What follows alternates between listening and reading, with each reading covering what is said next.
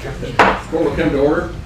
It is Monday morning, January the 24th, 2022. It's 9 o'clock in the morning, and the Kerr County Commissioners Court is now in session for our regular agenda. If you would, please rise for the pledge and prayer, which will be led by Commissioner Letts.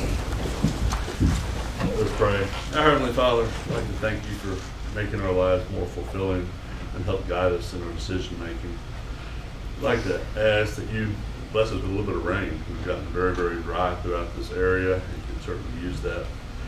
And Lord, as usual, we ask you to help guide us in our decision making. And finally, Lord, a number of our community leaders have passed in the past week, and we ask that you help console those families. We ask this in Christ's name. Amen. Pledge allegiance to the flag of the United States of America and to the republic for which it stands, one nation, under God, indivisible, with liberty and justice for all. Thank you. Be seated. We'll remind everyone to please turn your telephones either off or to vibrate. And I know some of you have emergency frequencies on there. If you could do something about that, I'd appreciate it. Before we start with public input, I want to remind people that we put a copy of the order, which is number 37814C, that we adopted in November of 2019, which are the court's rules of procedure, conduct, and decorum. I just want to remind everybody about that. With large groups, it limits it to 6 people. Usually the first 6 or the 6 that you agree to have come address the court, and limits the talk to the opportunity to speak to 30 minutes. Historically, I have not enforced that, but we're getting where we're having more and more of these large meetings, that's probably a prudent thing to do because we still have important county business that has to be done. And we do want to make sure that we listen to the citizens and the taxpayers about what your concerns are. So I just want to remind everybody about that. So with that, the first part of our agenda is always public input. And this is the opportunity for the public to come forward and offer input to this court. We don't get to respond, but we certainly listen. And when you do that, we limit it to 3 minutes. We ask you to go to the podium up here, identify yourself by name and address, so we know which precinct you're living in. With that, you have the opportunity to talk about anything that is not on the agenda. If it is on the agenda, we ask you to wait until that agenda item is called. So with that, I'm going to call for public input. Is there anyone who would like to address the court on a matter not on the agenda? Very well. Then we'll move on to Commissioner's comments. Commissioner Precinct 1. I just want to echo what Commissioner Letts said. It's very dry. There's a lot of fuel out there. Don't be burning. There's no burn ban on Precinct 1, but we have to do that. I've had calls for similar circumstances, and it is dry, and I caution everybody to please observe the burn ban in Precinct 2. Precinct 3. A little bit on the burn ban, that we have exceptions to the burn ban. I don't have it in my precinct right now. They could put it on, but even with the burn ban, there are certain exceptions that people in the public can follow, and if they don't know what those exceptions are, I think all the commissioners know those exceptions. And the other thing is stock show season locally is over. We had a lot of them in the past several weeks. I think they all went very, very well. I think it ended, I didn't hear the results of the grandstand sale, but I know there was a highly competitive stock show. I would say overall, Kerr County didn't do as well as I had hoped, but a lot of really good animals, whether it be swine, beef, goats, lambs, and hats off to all the kids that participated in all those shows. Without a doubt, I agree with what everybody said about the burn ban and circumstances out there, and even with the exceptions, you got to use common sense, and sometimes that isn't always done, unfortunately. Also, I want to be short. I'm looking forward to our first ESD meeting for Hunt tonight, where they'll elect officers, so that's kind of exciting to get that launched off the ground. Back to the stock show a little bit. Boy, we had AgMech show last week, and it was outstanding what these kids are turning out these days. The Ingram FFA just got $188,000 worth of grant for equipment for their shop. So they're doing good things out there because we need our tradespeople, and that's important. And they continue to do that.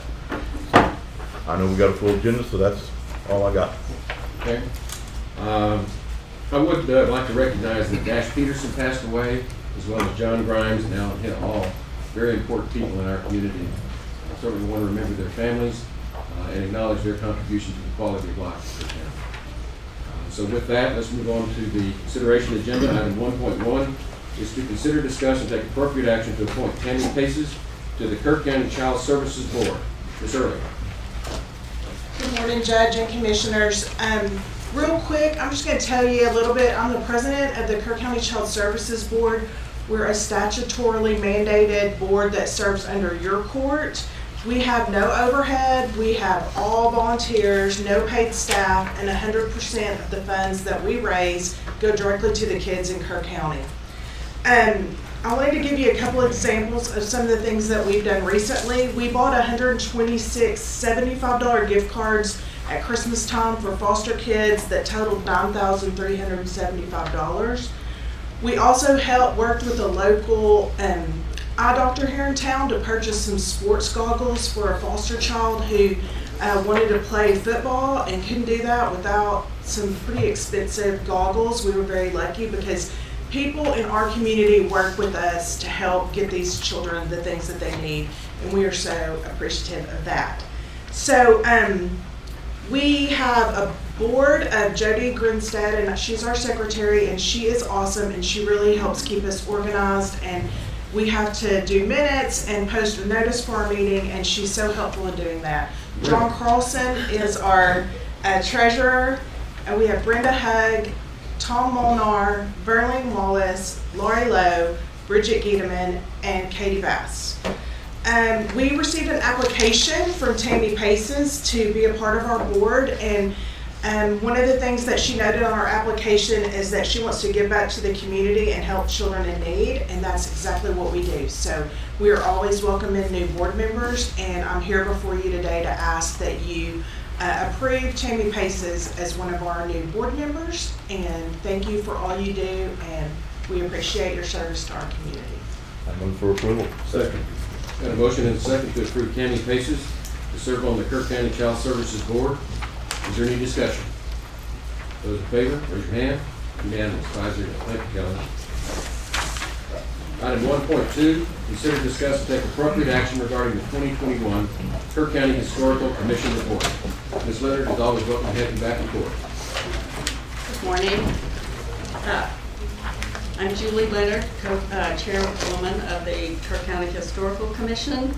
And I want to remind everybody that 166 years ago, in 2 days, on January 26, 1856, Kerr County was formed from Bear County District Number 2 at the request of Joshua D. Brown. It was named Brownsboro. It was changed to Kerrsville for his friend and former veteran of the Texas Revolution, Major James Kerr, and Kerr never set foot in Kerr County. Kerrsville became the county seat, and later the S was dropped and the town became Kerrville.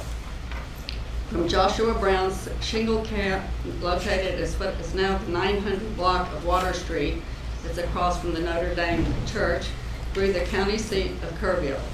A granite marker was placed on the grounds of the Kerr County Courthouse in 1936 by the state of Texas.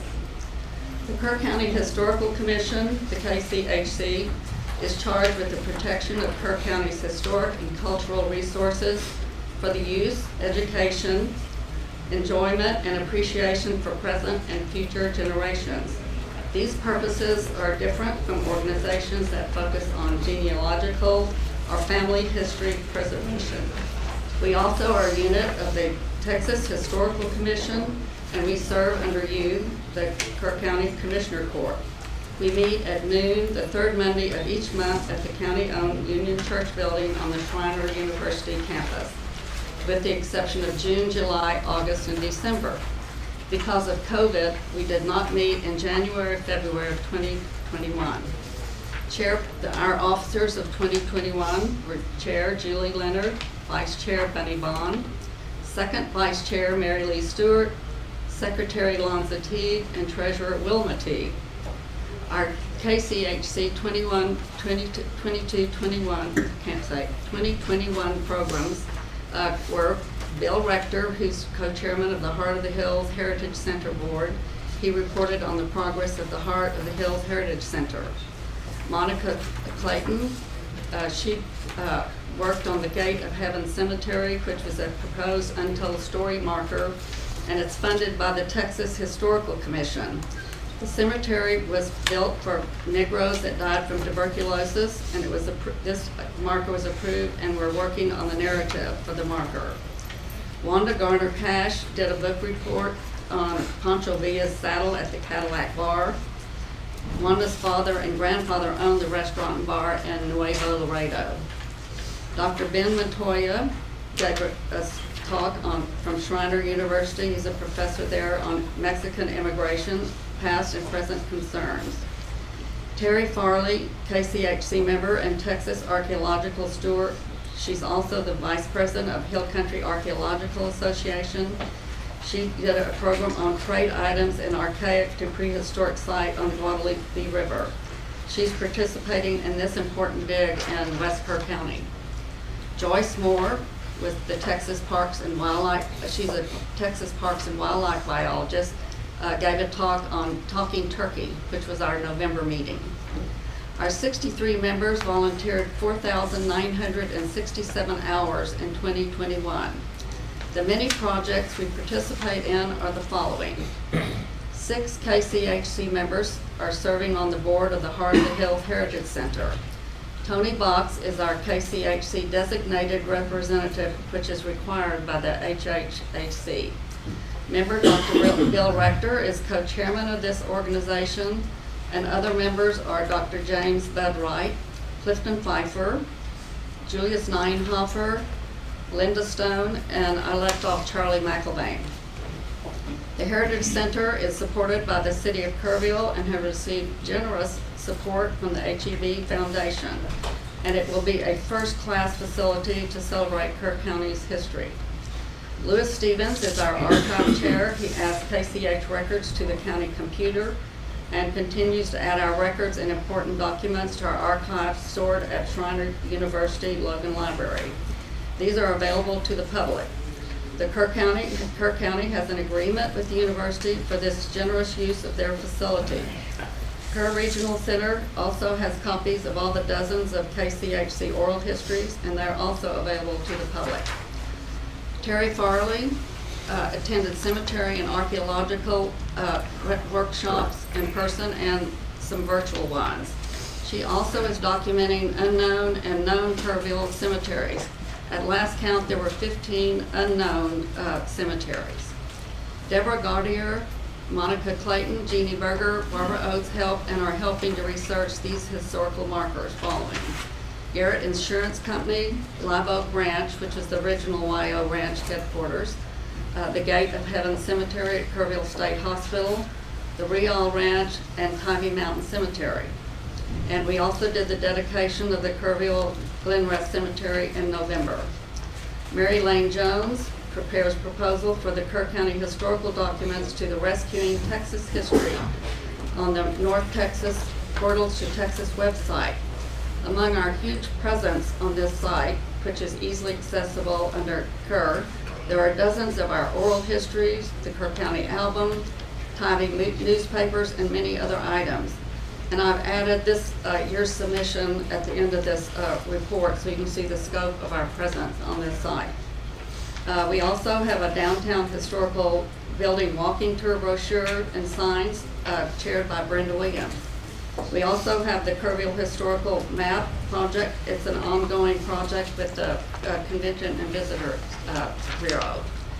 We also, you might have noticed, are working on the courthouse pictorial cases display that are on the entrance to the courthouse. And that committee is Tony Box, Linda Stone, and Wilma Teague. We did a June exhibit at the KCHC called Pieces of the Past, and had lectures at the Kerr Arts and Cultural Center. Linda and Mark Stone, Julius Neinhofer, Tony Vox, Lonzo and Wilma Teague, Francois Collins, Clifton Pfeiffer, and I participated in that. Deborah Gaudiger and I worked with the state agencies and their contractors to conduct Section 106 reviews of endangered properties. And most recently, we considered the Fessenden Branch Bridge, which that was not a problem. We also have 847 members on the Kchc Historical Commission Facebook page, and this keeps our members and the public informed of our historical events in Kerr County. Bunny Bond, our vice president, has created a monthly news email flyer to members, organization, and interested individual, publicizing our meeting information, news from the Texas Historical Commission, historical anniversary dates with background interests, including local, state, and national interests. She also has formatted our monthly agenda and mailed to the county clerk to be posted at the courthouse for our monthly meetings. The KCHC also assisted the Hill Country Archaeological Association 3-day field trip in June, attended by 300 or more people. We donated brochures and prepared gift sacks. Members Julius Neinhofer allowed the participants access to his property. Bunny Bond, Wilma Teague, and I prepared the revision of the KCHC bylaws this last summer. I don't have this on here, but the county website is a concern to us because Mike Boland was in charge of our email address on that site, and we don't have his password, and so to Google, we've submitted his death certificate. It's like an act of Congress to get an email access. So we're hoping that we can get this, work with the IT people and get our email address changed and can get email on our website. So that should not be a problem, I don't think. So we've given up on death certificates in Google, so for your information. Also, we also have a new project planned for this March. We're doing a historical photograph exhibit at the KACC.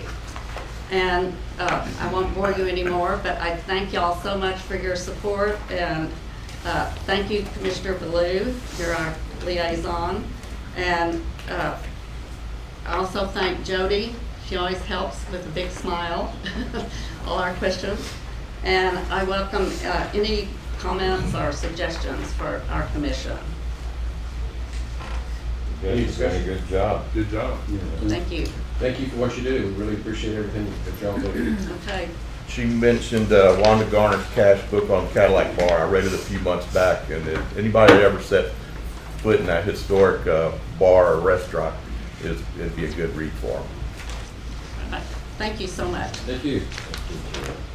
Okay, I don't believe we have any action on that item. Next item on the agenda is 1.3. Consider, discuss, and take appropriate action to reappoint Bill Cantrell and Gary Noller to the Kerr County Veteran Services Advisory Committee for an additional 3-year term. Commissioner Gibson. I move for approval of these applicants, and I appreciate your returning for a second term or continued term on that board. Second. Okay, we've got a motion and a second to approve the reappointment of Gary Noller and Bill Cantrell to the Kerr County Veteran Services Advisory Committee. Gary, I believe you wanted to address the court. I've got an application right here.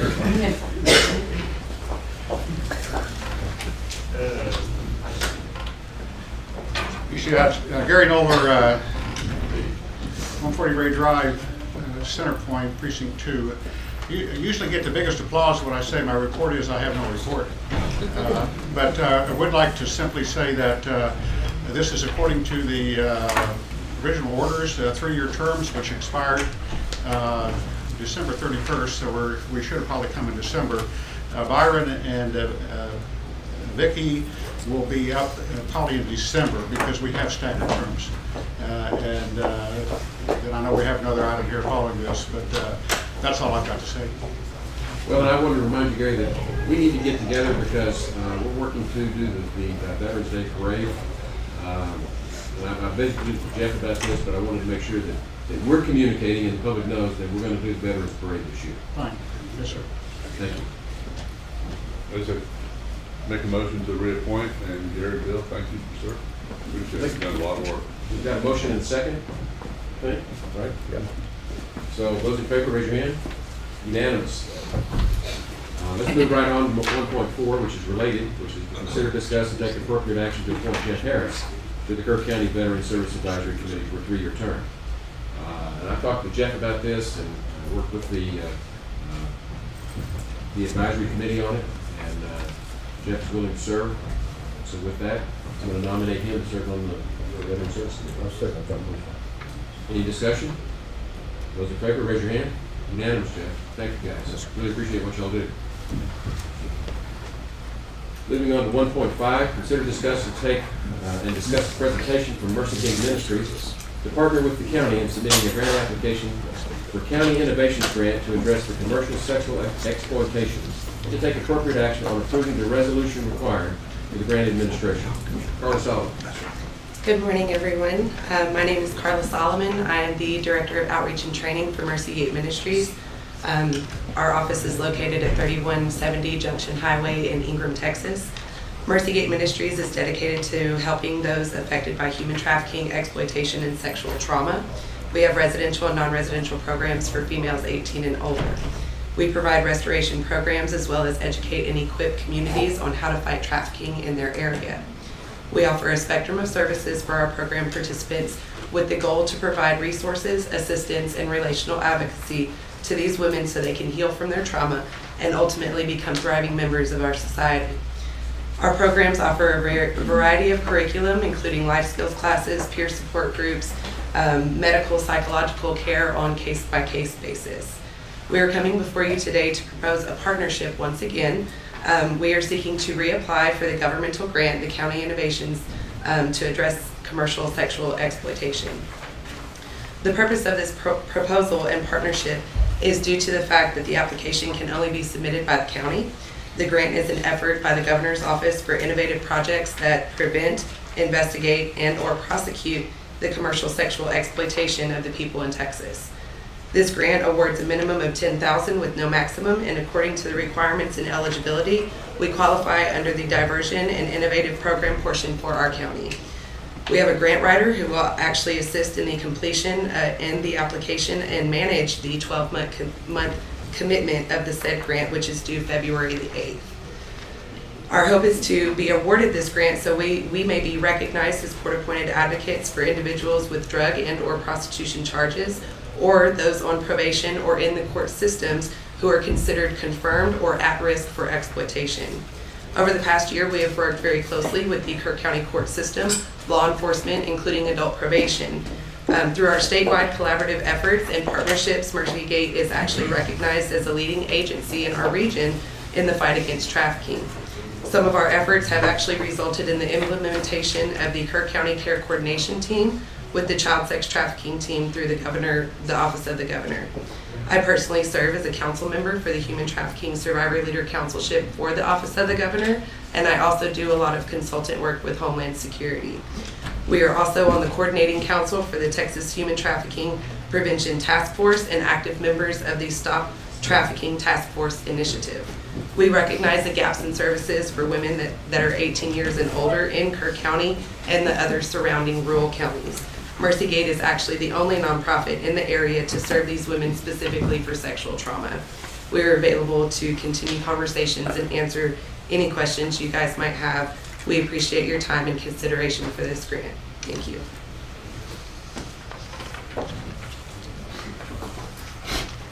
I appreciate your courage, and I admire you for that.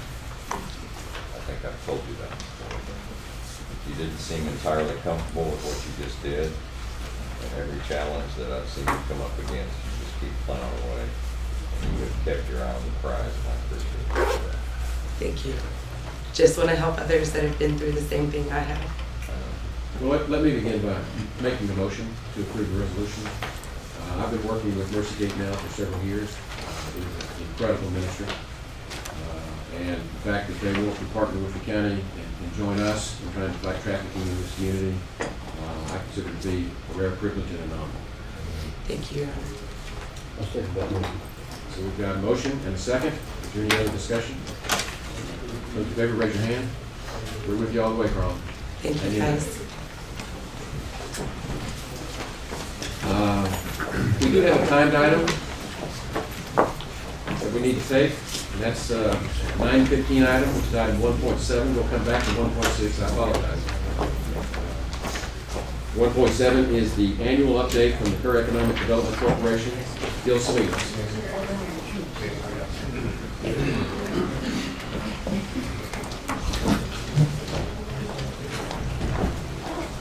This is our local movie star. Yeah, and I paid for it too. Good morning, County Judge, members of the Commission. My name is Gilberto Salinas with the Kerr Economic Development Corporation. So I'm going to be doing a little bit of an end-of-year presentation and moving into 2022. Typically I would do it in December, but I had a little accident which required some surgery, hence here we are today. Yeah, why don't you explain what the accent was? No, you don't have to. I'll just briefly say, no, I tore my ACL doing some stunt work. So, And what stunt work was that? yeah, it was a high fall. High falls, basically jumping off a building. For what TV show? This one was for 1883. There you go. Yeah. However, obviously I didn't make it because I got injured in the training to get into the show. But I'm back, and I'm able to work boots now, so I'm excited. But Some people have a shorter career in show business. yeah, you know. It's nothing to be ashamed of. Yeah. So it's interesting because my wife now is kind of like, and I've been doing some stunts for a while. But she's kind of like, just stick to acting. Don't be doing the stunt work. I'm like, ouch. Okay, but okay. So I'll do some of the go through some of our deliverables for the year. I'm going to divide it into some of the different divisions within the EDC. Then I'll turn it over to Teresa, who will cover the second half of the presentation. I'll start with the public relations and social media. We issued 7 press releases at the state and national level. That's in addition to the ones that we did locally. We got some very good traction out of some of the announcements, specifically the Gulf Avionics and RBR Aviation last year. The Kerr Edge Entrepreneur Center, some of the awards that we got through the IEDC and the SEDC, as well as the Business Innovation Forum. From that, we had 39 pieces of coverage at the national level again. A lot of those were like in trade magazines, like Industry Now, Aviation, Avionics magazines, international ones. And then we had, from that, an estimated 169,000 coverage views from those different publications. We did 450 posts on different platforms from social media that we have through the organization. And then we had 88,000 interactions from social media from that. So all in all, once you add that up and put it through the advertising and marketing formula, we had about 49 million online impressions and readership from all the activity that we had on the PR side as well as our social media. Now on corporate recruitment, and I like to say that this is where the rubber meets the pavement, the core of what we do.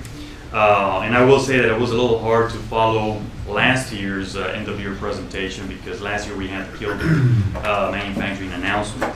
However, the success of that project has really opened the door for us for the activity that we're seeing today.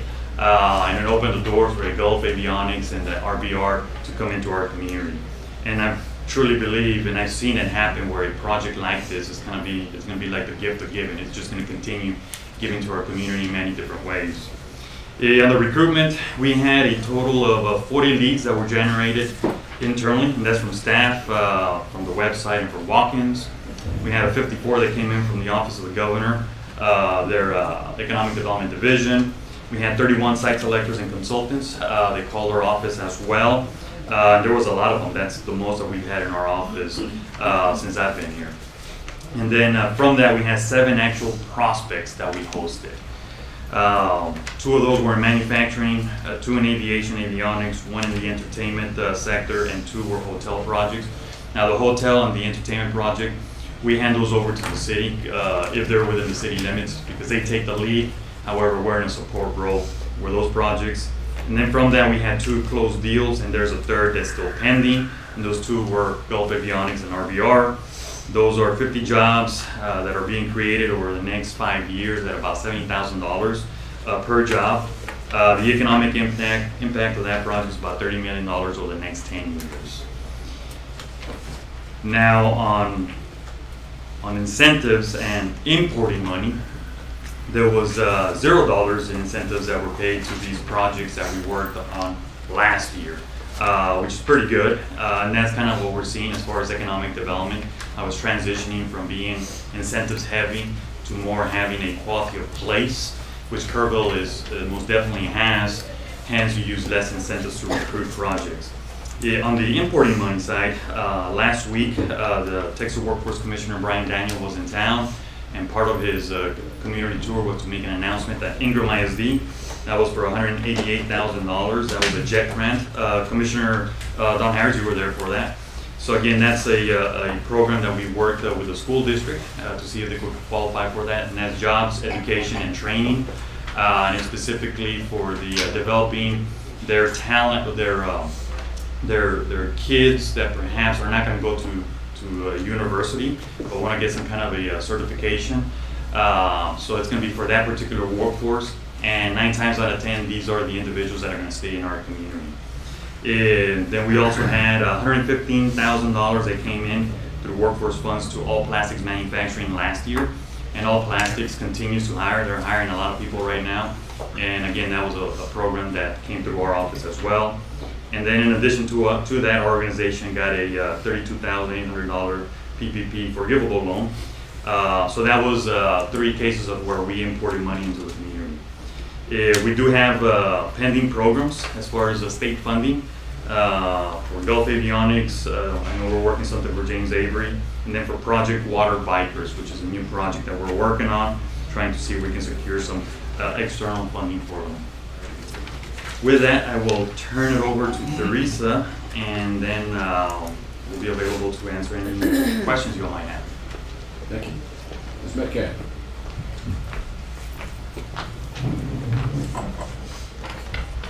Thank you, Judge and County Commissioners. It's wonderful to be here.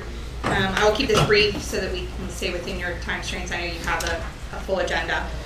So just expanding on what Gil has already covered, under our business and retention expansion efforts during 2021, we were able to interact with 134 local industry and companies through a variety of our business retention efforts. Those include both our quarterly roundtable sessions, which we just completed last week, one of those, as well as individual one-on-one meetings held in a variety of different ways, whether they were virtually or in person.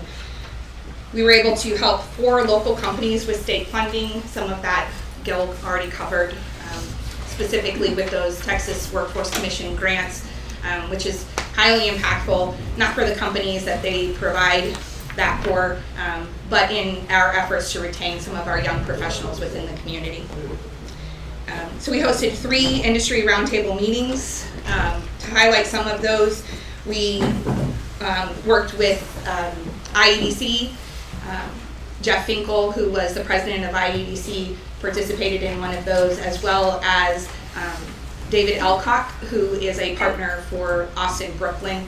And so we did partnership with him, bringing together Ingram ISD as well as our other workforce components to talk about cybersecurity and opportunities for our young professionals for a career path in that industry. We also issued 2 white papers on economic development. Most recently, that was addressing workforce. That white paper is available on our website if you'd like to reference that and read it. We also issued one on placemaking and economic development that focused a little bit on quality of life and its impact on economic development and recruitment, as well as retention efforts in the community. From our industry and roundtables, we developed 2 webinars to summarize some of that information and push that out both via our local social media, as well as our YouTube channel. So if you have the opportunity, most of what we do, developing webinars as well as our economic dialogue podcast, is available on our YouTube channel. We also, in spring of 2021, launched the Kerr Edge Entrepreneur Center. We are working with local education institutions as well as some industry partners to further develop Kerr Edge, so there'll be some upcoming announcements regarding that within the next few months.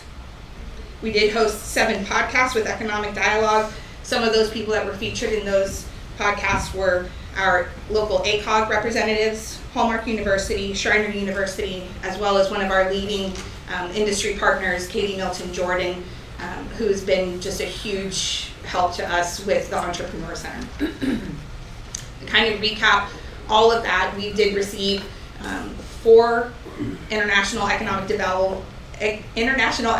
Development Council Excellence Awards.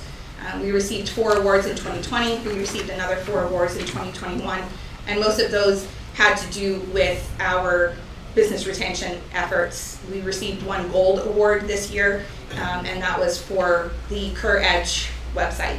We're really excited to be acknowledged and receive that recognition. We also received 4 awards from the Southern Economic Development Council.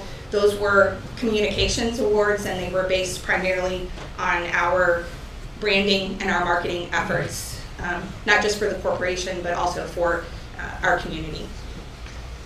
And to wrap it up, looking forward into 2022, we will continue to host our quarterly roundtables. Again, we hosted our first one last week with Chairman Daniel from Texas Workforce Commission.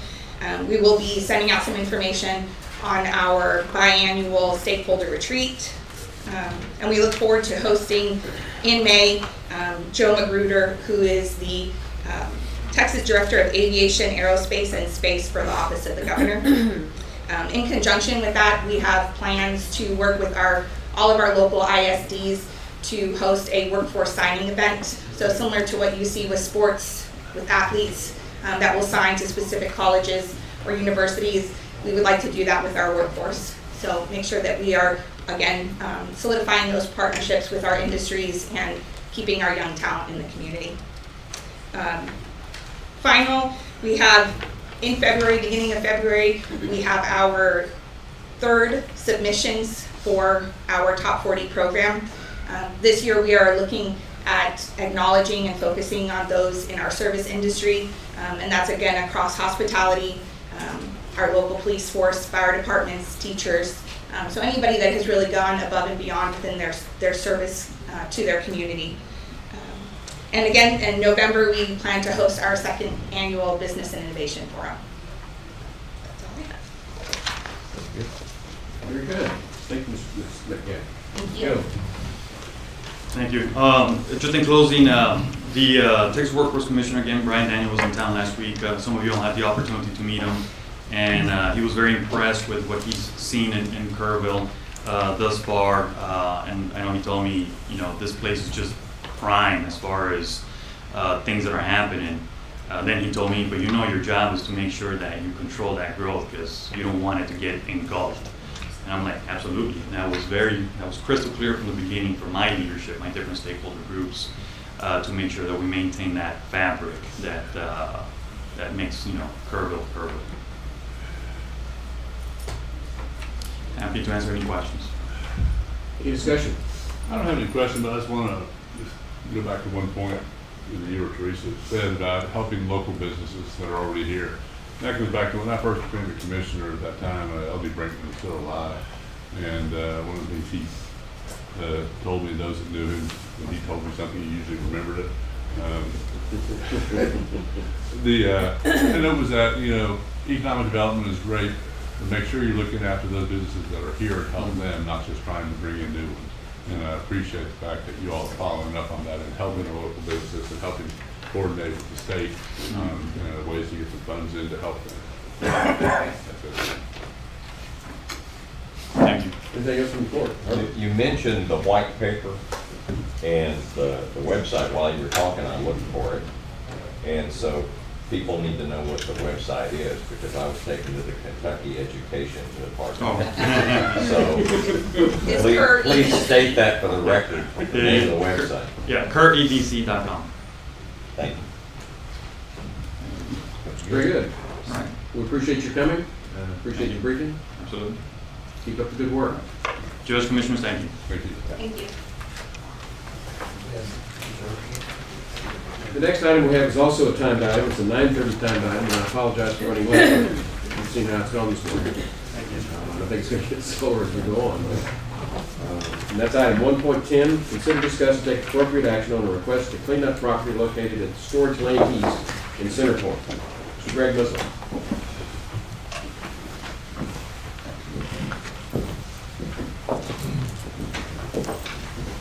Good morning, I'm Greg Muslim.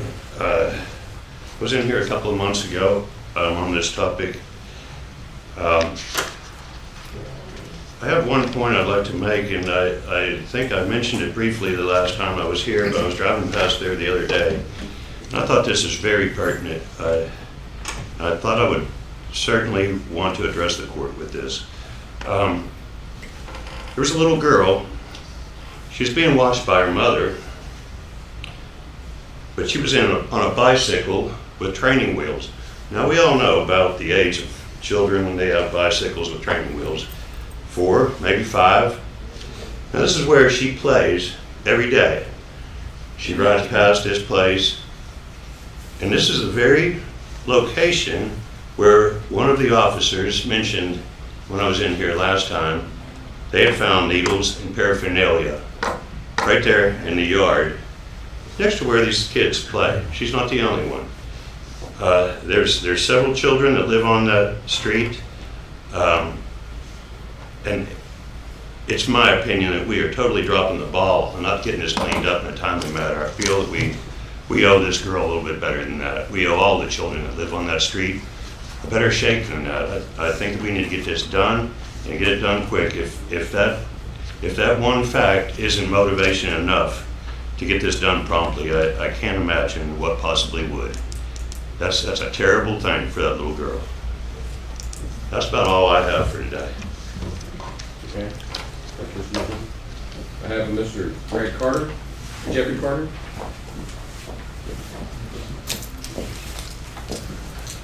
How's everybody doing? I'm a little bit nervous. My name's Jeffrey Carter. I'm a veteran, Desert Shield, Desert Storm, U.S. Navy. I'm familiar with the property last few years. I lived on Mockingbird Lane in Centerpoint for a couple of years, and it was my brother-in-law's house. And the guy that was living at the property before is now in prison. Okay, he's I don't know exactly what happened, but he's not there anymore.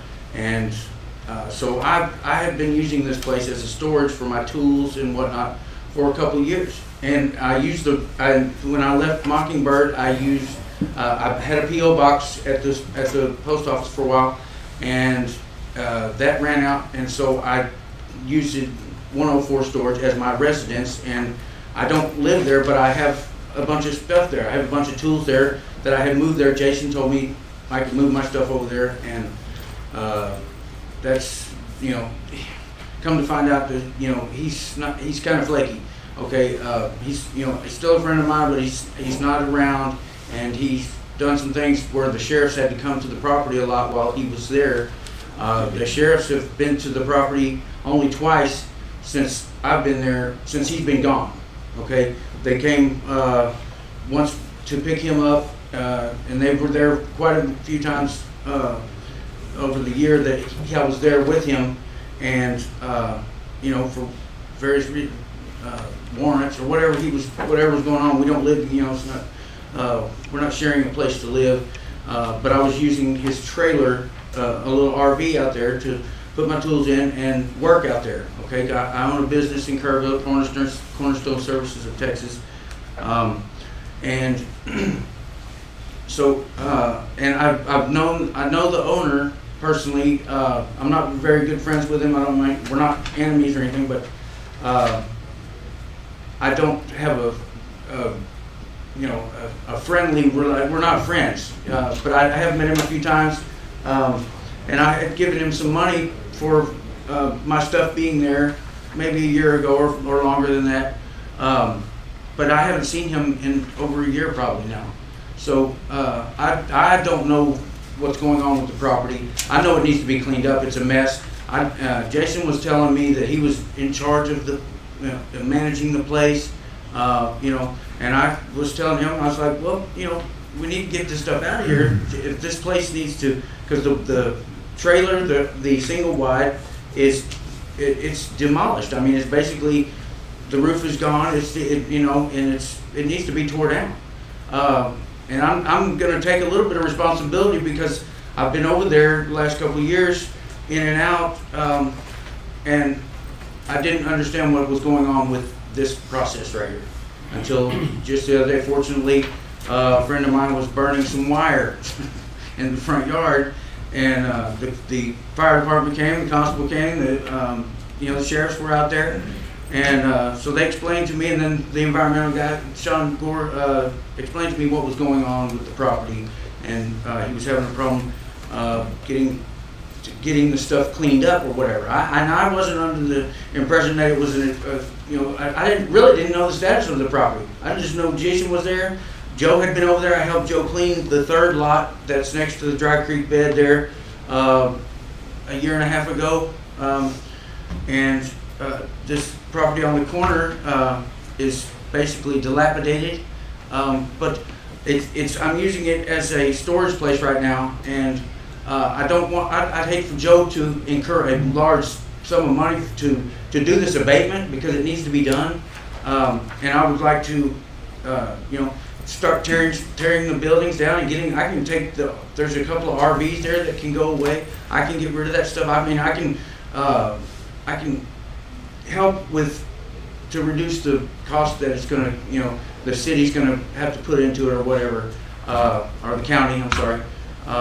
And basically I'm really here on Joe's behalf. Joe Braley is the owner or the taxpayer for the property. And I'd hate for him to incur a debt or lose the property over this negligence or whatever it is, because I feel like if there's something that I can do, I'd like to have an opportunity to do it. The sheriffs and the constable, you know, I think the constable lives in the neighborhood, so you know, I'm out there quite frequently. You know, they can come by and say, I'm surprised that they hadn't come by and said anything to me about what is going on with it. The sheriffs did say, you know, the place needed to be cleaned up, but that was back when Jason was doing his thing, and I just haven't, you know, haven't had any motivation to do it because I didn't understand what the seriousness of this issue. Okay, and I heard the man say something about some needles in the yard or whatever. I've been living there for, you know, off and on, you know, 2 years. I come and go frequently. I mean, I'm coming to get tools, and then I come back to Kerrville, do a job, but then I come back and drop my tools off. I've never seen a needle out there. I've seen them over in the house where Jason used to stay. I've seen them in the walls. I've seen them, you know, but I've never seen them outside in the yard. So I don't know, you know, I'm sure it has been, and that is a problem, you know. But you know, as far as the kids being endangered, I understand that. That's something that's got to be addressed. But I don't mind helping do that. I'd like to just be on the record saying that I'm willing to do something out there, and there's stuff that I can do. I have, you know, I've got a friend that has a skid steer. You know, he's got a John Deere. He's got a tow truck and a dump truck. So, and as soon as I leave here, I'm going to talk to him about getting stuff pushed around and pulled out of there. You know, and I've got a veteran friend of mine that's staying there. He's been there since Friday, and he's willing to help me do what needs to be done. You know, he was there. He was the one who started the fire with the wire, and so. But fortunately, that happened. So I became abreast of what's going on and found out about this meeting today, which you know, like I said, I want to bear some of the responsibility. I don't mean to interrupt, but yes, sir. To move on a little bit, I think the court appreciates you trying to help with this property, but I just ask that you coordinate with the sheriff's department and the constable, okay. Environmental health department to get that property cleaned up. All right. Anything you can do, I think we appreciate it. All right. Sounds good. Thank you. Have a good day. Anything else on this tonight? I would like to, I'm trying to remember where we left this last time. It was, You better find out. Yeah. That's what I was waiting. Yeah. This goes in a circle frequently. Well, kind of where we left off last time, we were gonna get things figured out as far as how to proceed with an abatement. Because actually what was just said here was actually news to me. I did not know that anybody was looking at doing anything. Our issue is, number one, since I have been here, I've never actually dealt with a property where we didn't have a deceased owner or no family that could do anything. So it was pretty cut and dry on how to do the abatement. This one, there's a deceased owner, but I believe there's somebody paying taxes, which was referred to there. So we're still working with the county attorney's office at this time to make sure we're doing everything right. But the other issue with that is money. What we have in our budget is $8,000. I believe I was wrong last time about that, but there was some added money in there from what we've had previous years. So $8,000 For this kind of project? for this kind of project for the whole year for everything we do, Right. the whole county.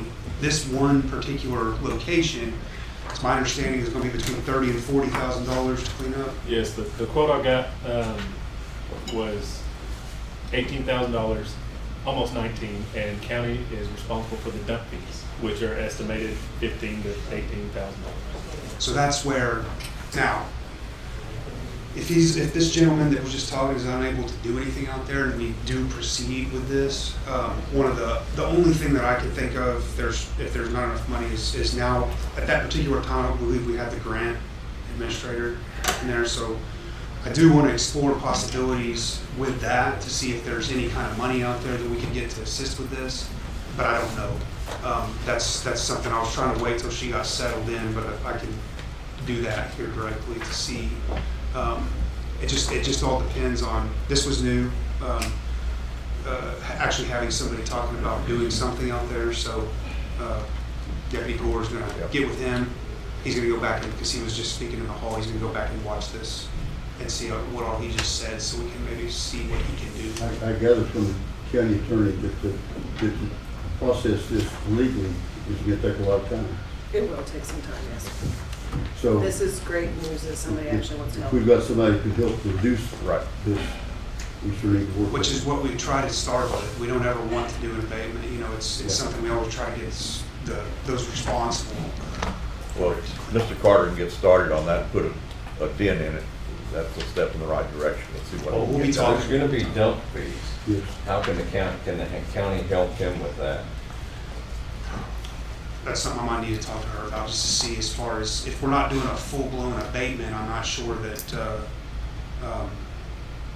we would be able to do that, but So I'll you're saying have to there's only discuss it. one way to do this? Well, it's a step-by-step So it's the process. usual way to do it, but is there only one way to do it?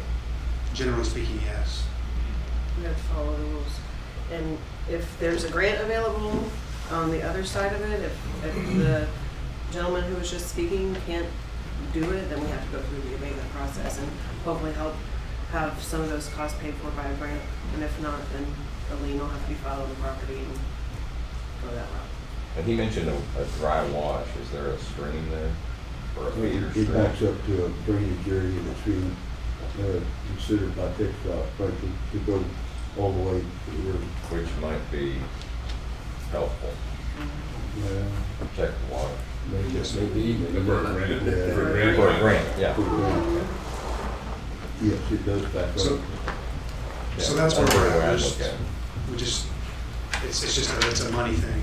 Yeah. So, but like I said, we're gonna, Deputy Gore and I will talk to the grant administrator to see exactly if there is anything, that was in my plans anyway, not just for this place, but possibly to help with future things, because we do have multiple properties. Well, Reagan, can we ask you to coordinate and report back to us on your discussions with the county attorney, and we'll help put you in touch with Noah Putnam on any grant opportunities. And just so that, keep us in the loop so that we know how this is progressing and we don't drop the ball. Absolutely. So if you would, in a meeting or two, come back and kind of report to us, let us kind of know where we are. Okay. Appreciate that. Thank you. Okay. Sure, do you want to say something? That'd be great.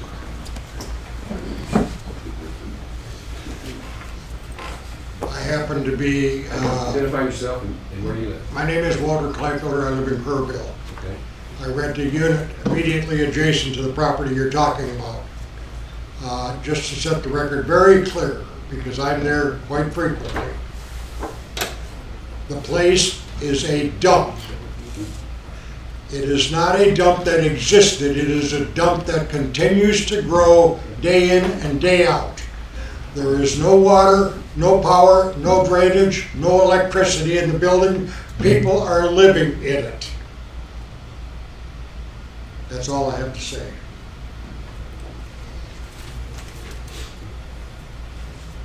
Anyone else will speak on this agenda item? Okay, then we'll move on. Let's try to get a couple things in before the morning break. Let's go back to 1.6, which is to consider, discuss, take appropriate action on a request from Clerk, which is the Kerr Area Rural Fire Association, proposed Flat Rock Park to the public on Saturday, March the 19th, from 8 a.m. to 8 p.m. to conduct a water tender operations training. That comes. Board Judge, Board Commissioners, have Brian Alexander here, the chief of Clerk, was also the chief of the Mountain Home Volunteer Fire Department. But it's been 3 years. This is a project that training we've done. Teach comes in and does the training for us. We haven't done it since 2019, but we'd like to close the park at Flat Rock on March the 19th from 8 a.m. to 8 p.m. This is a training. I'll let Brian do a little bit more explaining on it, but all volunteer fire departments from Carver are involved in this. So, Brian, if you want to explain to them a little bit about the training. Good morning, Judge, Commissioners. We actually need the 19th and 20th of March, because we're going to do a Saturday, Sunday class. Basically what it is all the departments get together.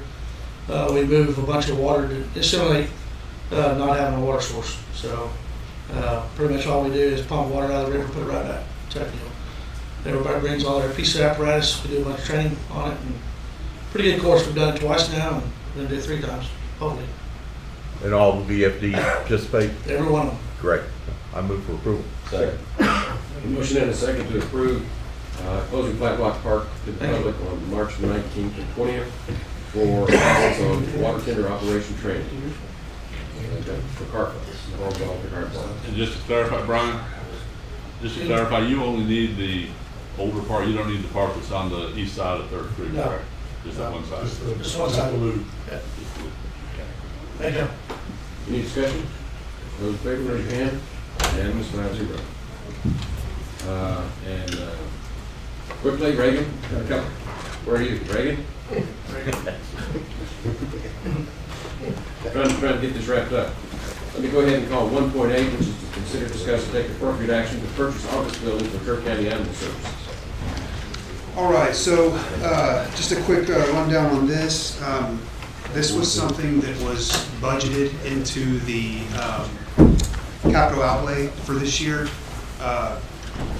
which actually came to $20,000 that was allotted for that.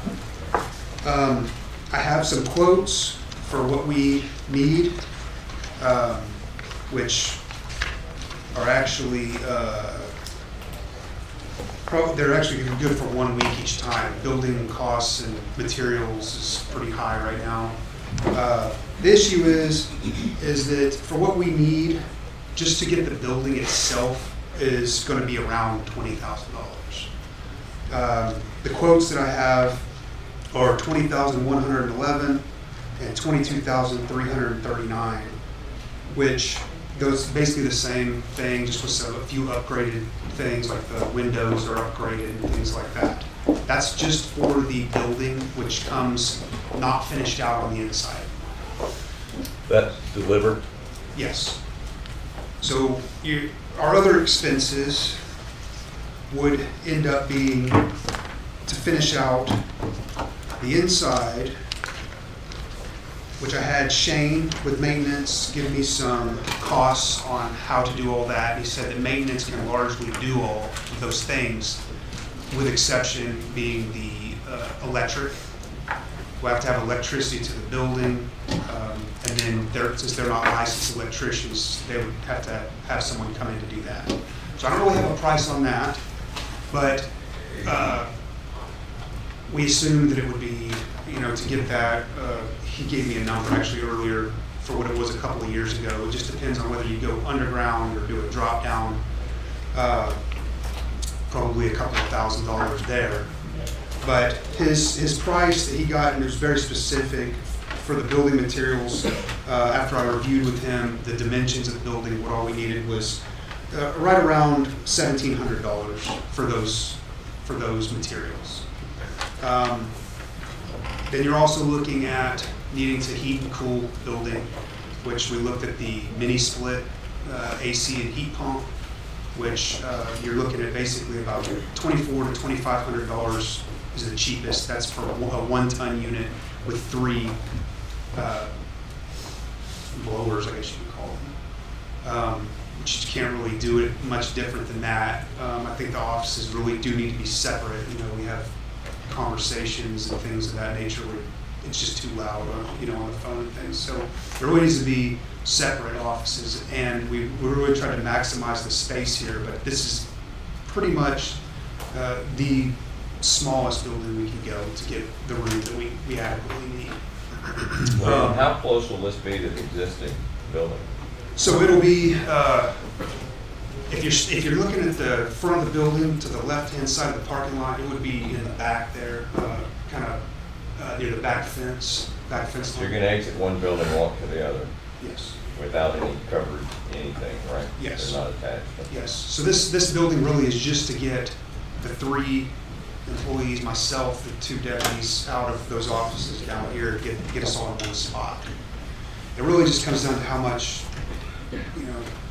you guys think we need to spend on this. I know that we have the bond issue coming up, and we just don't know how that will be, but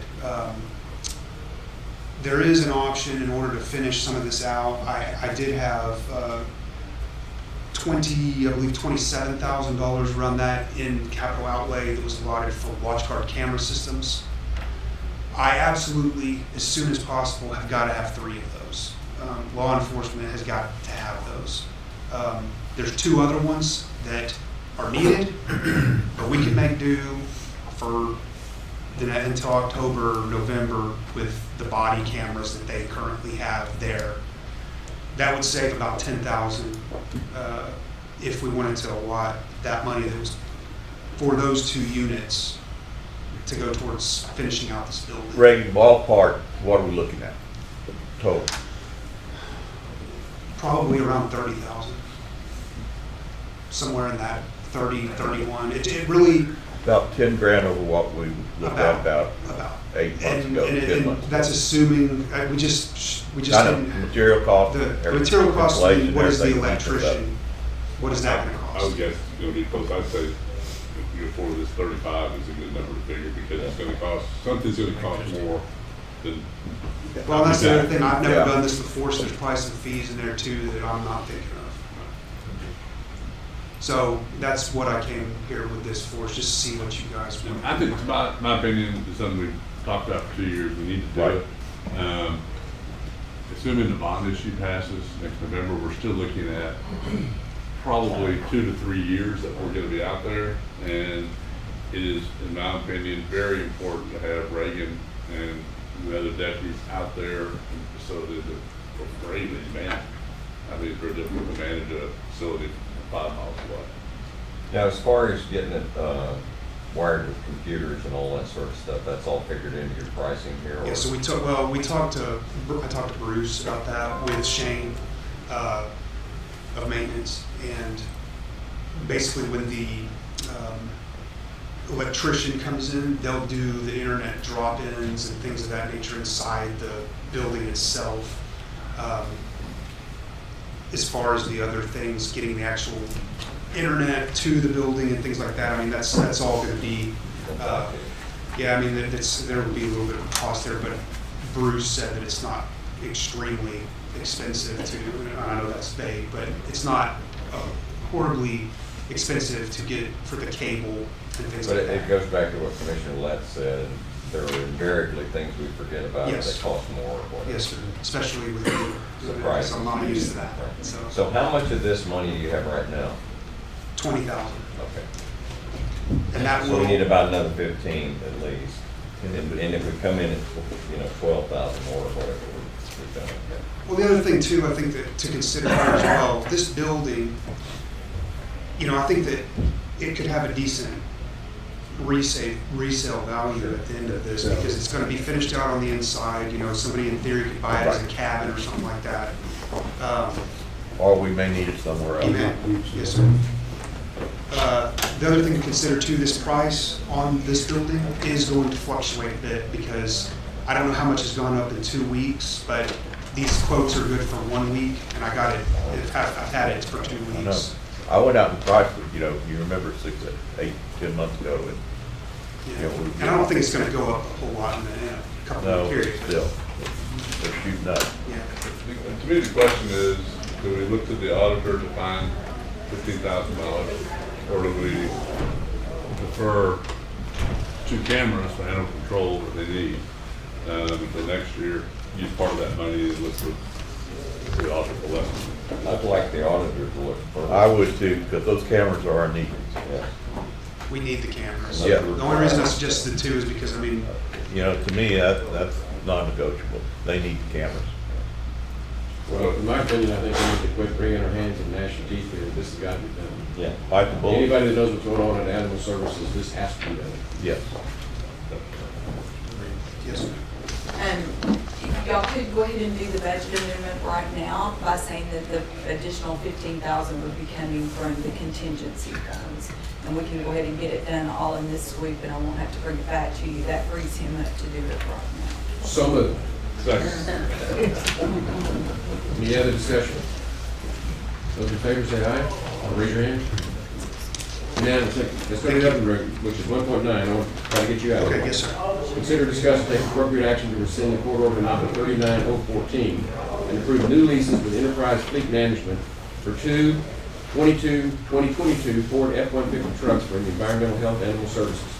This one's a little more simple, but basically what happened here, 2 new Ford F-150s were ordered. The order was canceled because they just simply could not get them.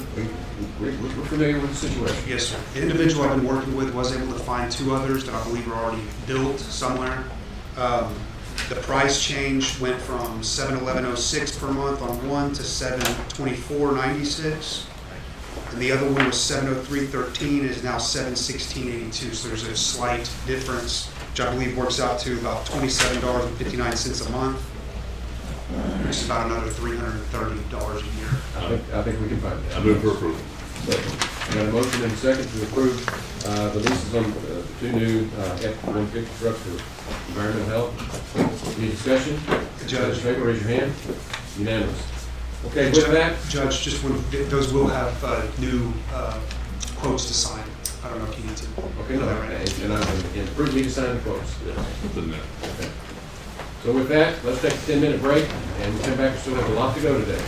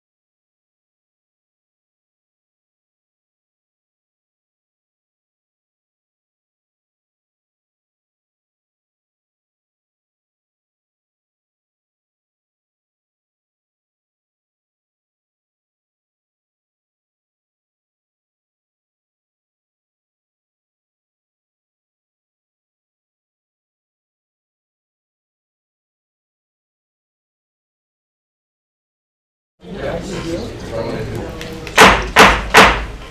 come back to order. Before we start our 10 o'clock docket, which is 20 minutes late already, and we'll have to come back and pick up the items that were on the docket before the 10 o'clock docket afterwards. But I want to clarify that the rules of procedure, conduct, and decorum for County Commissioners Court meetings requires that only 6 people speak on a topic, and the time be limited to 30 minutes. This court has been very lenient in the past and allowed everybody to talk for as long as they wanted to, sort of. Maybe not as long as they really wanted to, but a pretty long time. This is the Commissioners Court. We are responsible for the local government of the county, and we have to meet at these regular meetings and conduct business. And we can't just have these mass gatherings for people to express their opinions about things. We want to listen to you. We want to hear your input. This particular group, I think this is the 4th public meeting we've had. We've had plenty of opportunity to listen to you, and I'm sure you're going to make some salient points today. But I just want everybody to know that 6 will be allowed to talk. The rules say the first 6, or you can designate your 6. That is up to you and your leadership of your group. So y'all figure that out. We're running a little bit behind. I want you to know that you're just a timed item at 10:45. And we can only take 30 minutes on it, so that's what we'll be looking at. And the way we get to the timed item is as soon as we finish an item that's going on at 10:45, we stop at the end of that item, go to the 10:45, and we'll take you 30 minutes worth of input at that time. Now, that input is after we have a motion and a second on the floor. I know there's a lot of complaints there was no second last time. If there's no second, there'll be no discussion, and we'll move on to the next topic, the next agenda item. So does everybody understand how we're going to handle it? Okay? So, Judge, on timing, we have a lot of 10 o'clock items and 2 10:30 items. Are your plan to go through all of those and then hit the 10:45? every timed item has to go next.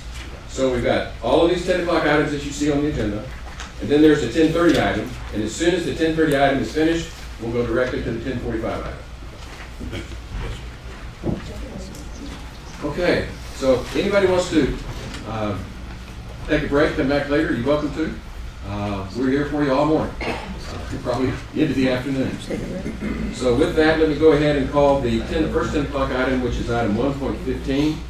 Consider, discuss, and take the appropriate action on a contract addendum modification request for Texas Department of Agriculture, Texas Community Development Block Grant Projects. Troy Hastings. Thank you, Judge. The Texas Department of Agriculture contracts that we have for the wastewater service connections for the sewer project at Centerpoint are set to expire this April 22nd, 2022. The county is requesting that TDA grant an additional year to complete construction on this project. The 3 attached A1101 forms that are in your packets and supporting documents details challenges faced by the county and contractors since the time of the last extension request. The request seeks to better align the TDA construction with the Texas Water Development Board construction timeline, as the TDA progress is completely dependent on the Texas Water Development Board project and progress. There is a letter in your packet that we're asking be printed on county letterhead and sent to the Texas Department of Agriculture, and I will read that letter to you. It says, "Dear Ms. Lido, Kerr County is dedicated to meeting performance expectations per the executed contract with the Texas Department of Agriculture. However, there have been unprecedented circumstances beyond the county's control resulting in delays on the previously revised schedule. The county is requesting a state contract extension request for 1 year from the current end date of April 22nd, 2022 to April 22nd, 2023.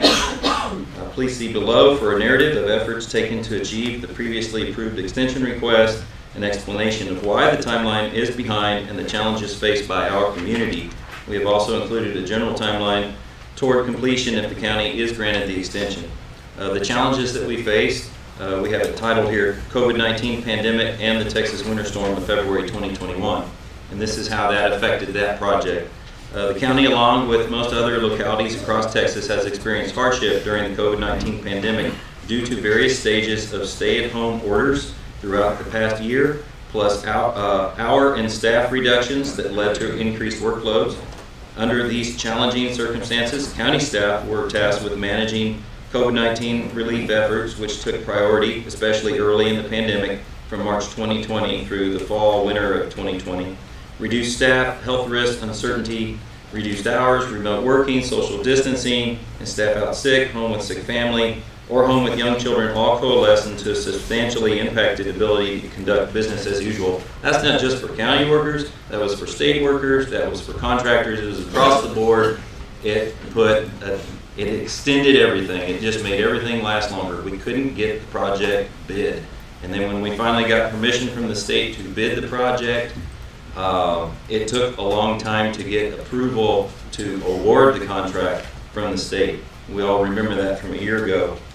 And so the Texas Water Development Board contract, which builds the sewer mains and the sewer pump stations, has to be done to a certain level before the separate contract we have from the Texas Department of Agriculture, because that's just connecting to those mains. That's why we're here. That's why we're having this discussion. I'll continue with the letter. Yet another challenge on the heels of the pandemic was the devastating and unprecedented storm from the state of Texas experienced, that the state of Texas experienced in 2021. Yes, sir. We've read the letter. Obviously, we're under a lot of pressure today to do a lot of things. We're very much aware of the need. And in reading this letter, is this a letter that you propose to sign, or you're asking me on behalf of the court? Asking for the court to authorize the judge to sign it on behalf of the county and to send this along with the forms, the A1101 forms. There's 3 of them because there's 3 TDA projects, and all the supporting documentation. We've given it to Jody. She has it. We'd like for the court to authorize the judge to sign it so it can be sent and request a 1-year extension. Well, since I'm going to sign it, if that's the case, I'm very much familiar with all these underlying facts, as you well know. Yes. I've read the letter. It's been very well prepared. I'm 110% behind it. And so I'll look to my court. Is this something that we could expedite and go ahead and do? I'll make a motion to approve the letter and authorize the county judge to sign it along with all other supporting information. We've got a motion and a second to approve sending the letter and executing the forms to extend this for a year. Any other discussion? Those in favor, raise your hand. Unanimous. Thank you, Judge. Moving on to item 1.16, consider, discuss, and take appropriate action to authorize the county clerk to advertise for bids for the 2022 road reconstruction projects.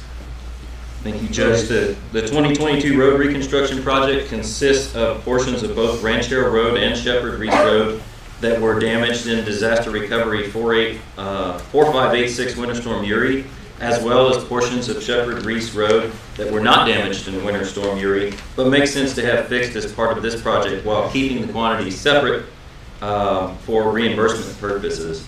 Since Kerr County is seeking FEMA reimbursement for storm-related expenses, the construction contract and plans are phased to keep storm-related expenses separate from routine maintenance. So we're not going to get those mixed up.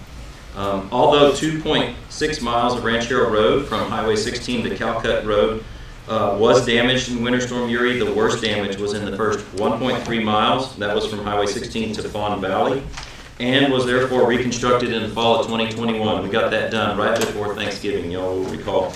And FEMA reimbursement has already been submitted. This project is known as Ranchero Road Reconstruction Project Phase 1. That project's complete, it's done. The remaining 1.3 mile of Ranchero Road from Fawn Valley to Calcutt is known as Phase 2. That's what we're talking about today, and is included in this reconstruction project. Approximately, in addition to this, approximately 0.8 miles of Sheppard Reese Road from Horizon Boulevard east towards the Kerrville city limits are included in this project. 0.33 miles of that distance was damaged from the storm, while the remaining 0.49 miles was not, but will be included in the reconstructive efforts as routine maintenance. I have a schedule for you. We'd like to advertise this Wednesday, January 26, 2022, as well as February the 2nd, 2022. We'd like to have a pre-bid conference on 2 p.m. on January 31st, 2022. That'd be at the Road and Bridge office. Bids would be due that Friday at 2 p.m., February 11th, 2022. The following Friday after the 31st, about 2 weeks later. And we would do a bid opening and award at 10 a.m. on February the 14th, 2022. County engineer requests the court authorize the county clerk to advertise for bids the 2022 road reconstruction project, precincts 1 and 2. Move for approval. Second.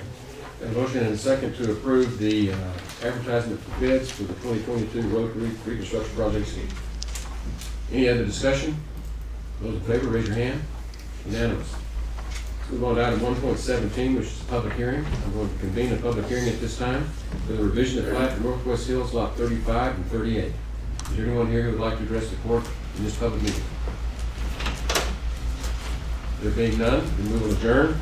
We move on to item 1.18, which is to consider, discuss, and take appropriate action for the court to approve the revision of plat for Northwest Hills, Lot 35 and 38. Charlie Hastings.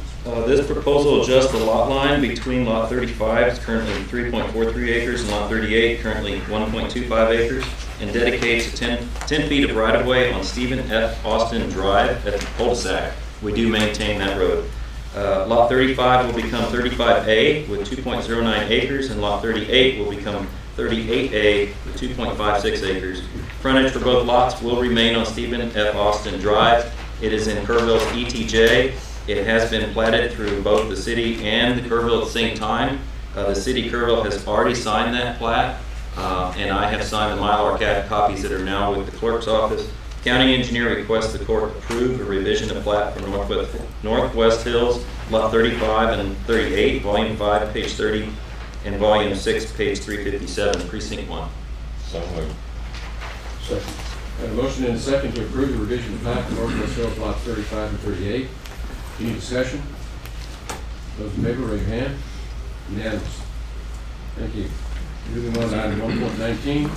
Consider, discuss, and take appropriate action for the court to approve a revision of plat for the Centerpoint Estates, Unit 2, Lot 247.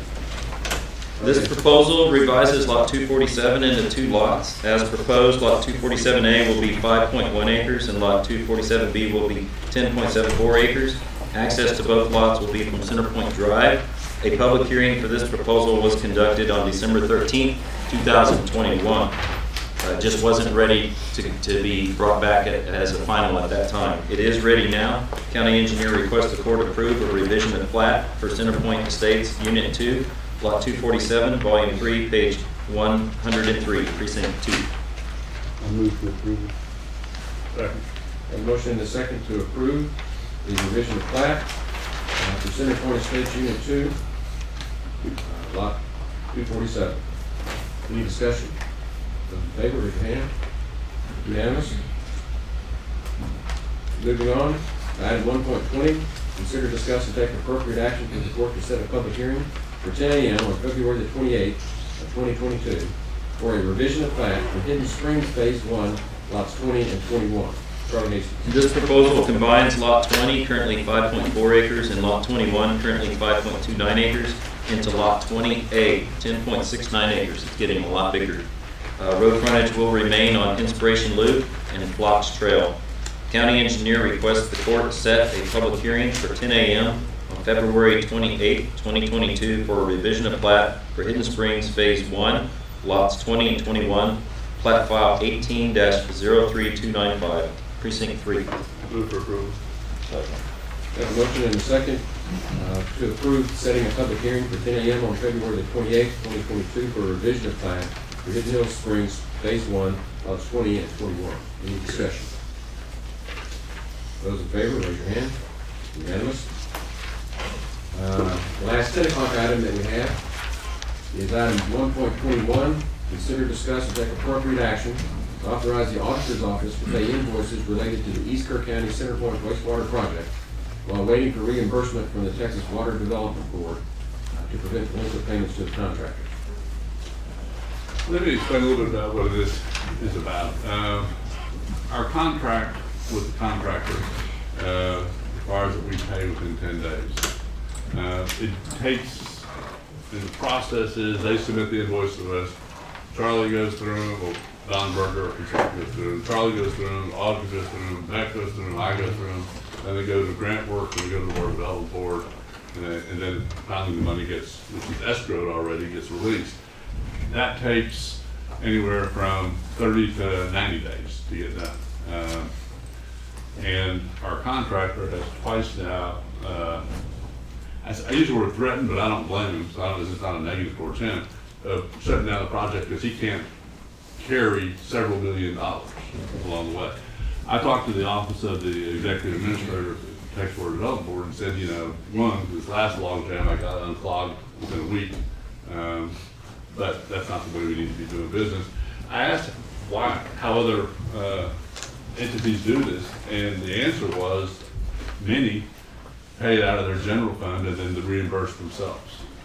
There is risk there, and the auditor has been very, in the past, not been real in favor of that.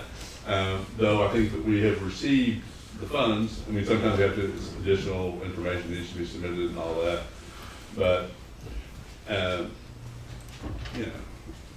I think that we need to keep our contractor paid timely. I don't know that it always has to be 10 days. I think he understands, the contractor understands that, there is a reimbursement process and paperwork to go through.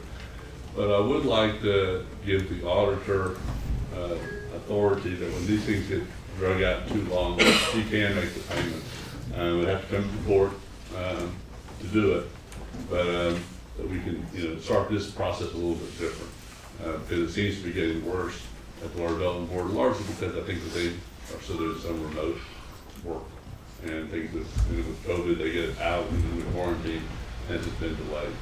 So I just put it on the agenda so we can discuss it.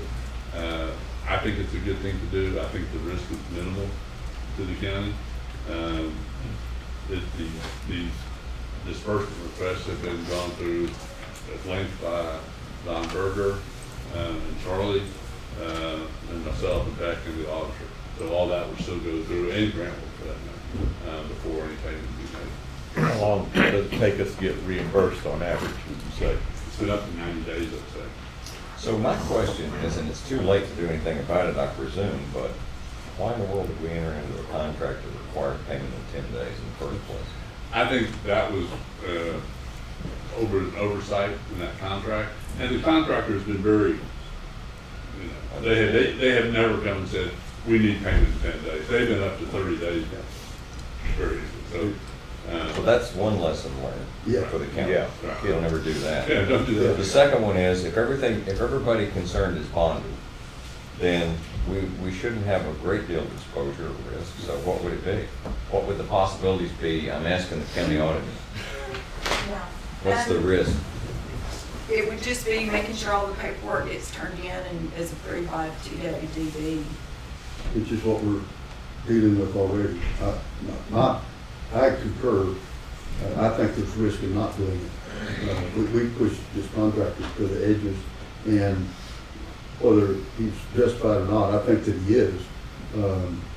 For a delay and for him to pull people off of this and to delay this project in any other manner, I think it runs up the cost and runs up chances of other problems. So I concur with you, Chris.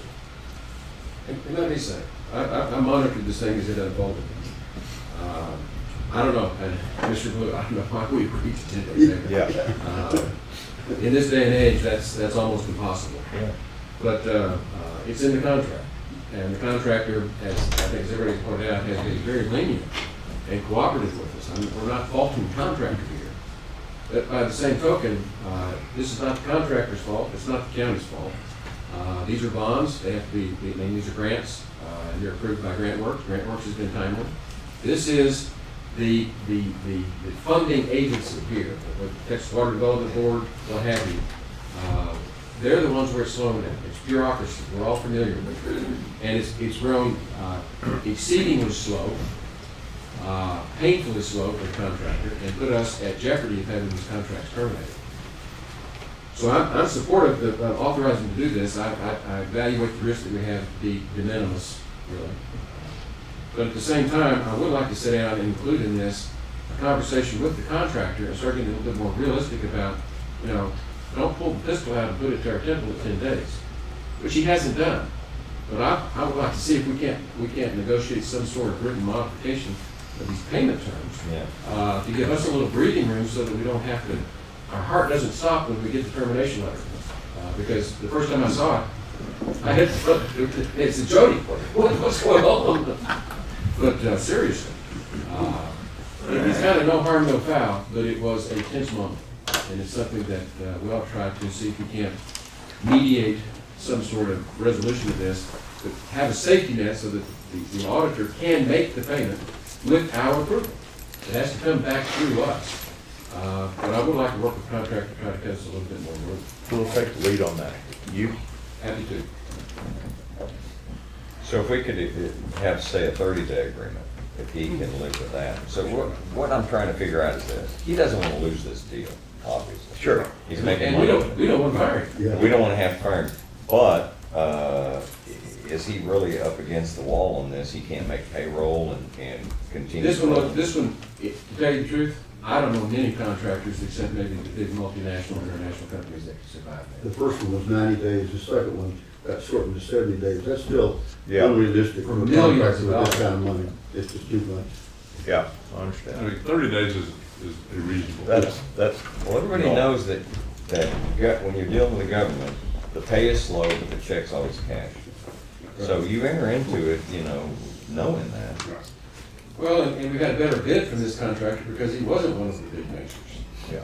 So it's kind of 6 of one, half dozen of the other. Gotcha. And all I'd like to do is sit at the table, have a conversation. We can't do anything about it. That's the water development. All we can do is try to unplug dams when they happen. But get a little bit better gentleman's understanding and perhaps even some written understandings of how we can work together to avoid this type of crisis. And the money's in an escrow account. Sure. It's always So there. it's there.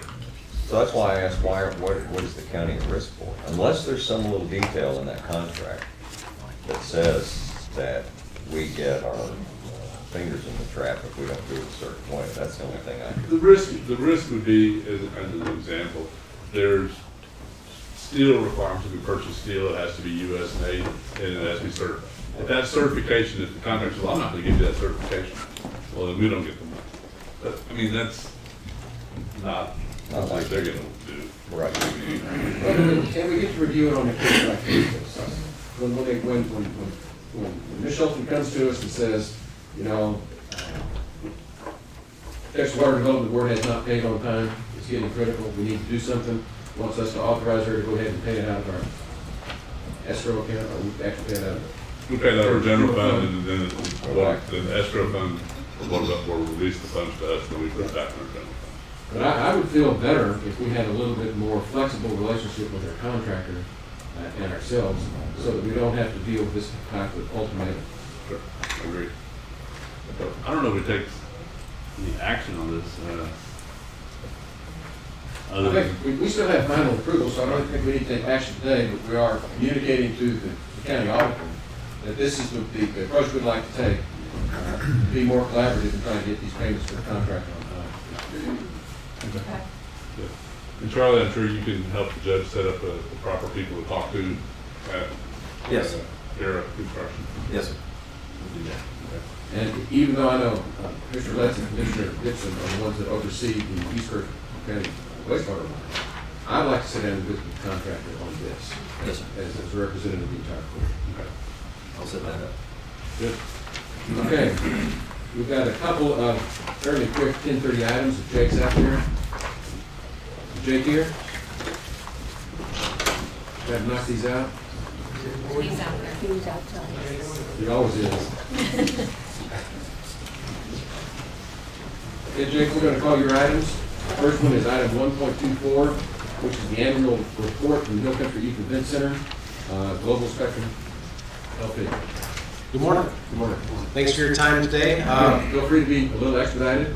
Absolutely, I understand. So we're just here to present the report you guys have in front of you, and I appreciate that and taking your time for review. As everybody knows, we manage the Hill Country Youth Event Center with y'all. It's a multi-purpose campus. We can do a lot of things out there, as most of the public would know. If you don't know, we can do a lot of things. So last year was a great year. We sold the naming rights to the Happy State Bank Expo Hall. That did kick in November 2020. So that's some good revenue brought to the county for those naming rights. We came back from COVID with a lot of events. People wanted to meet again. We did 416 events. 165 of those were paid clients, ranging anywhere from a meeting to a festival.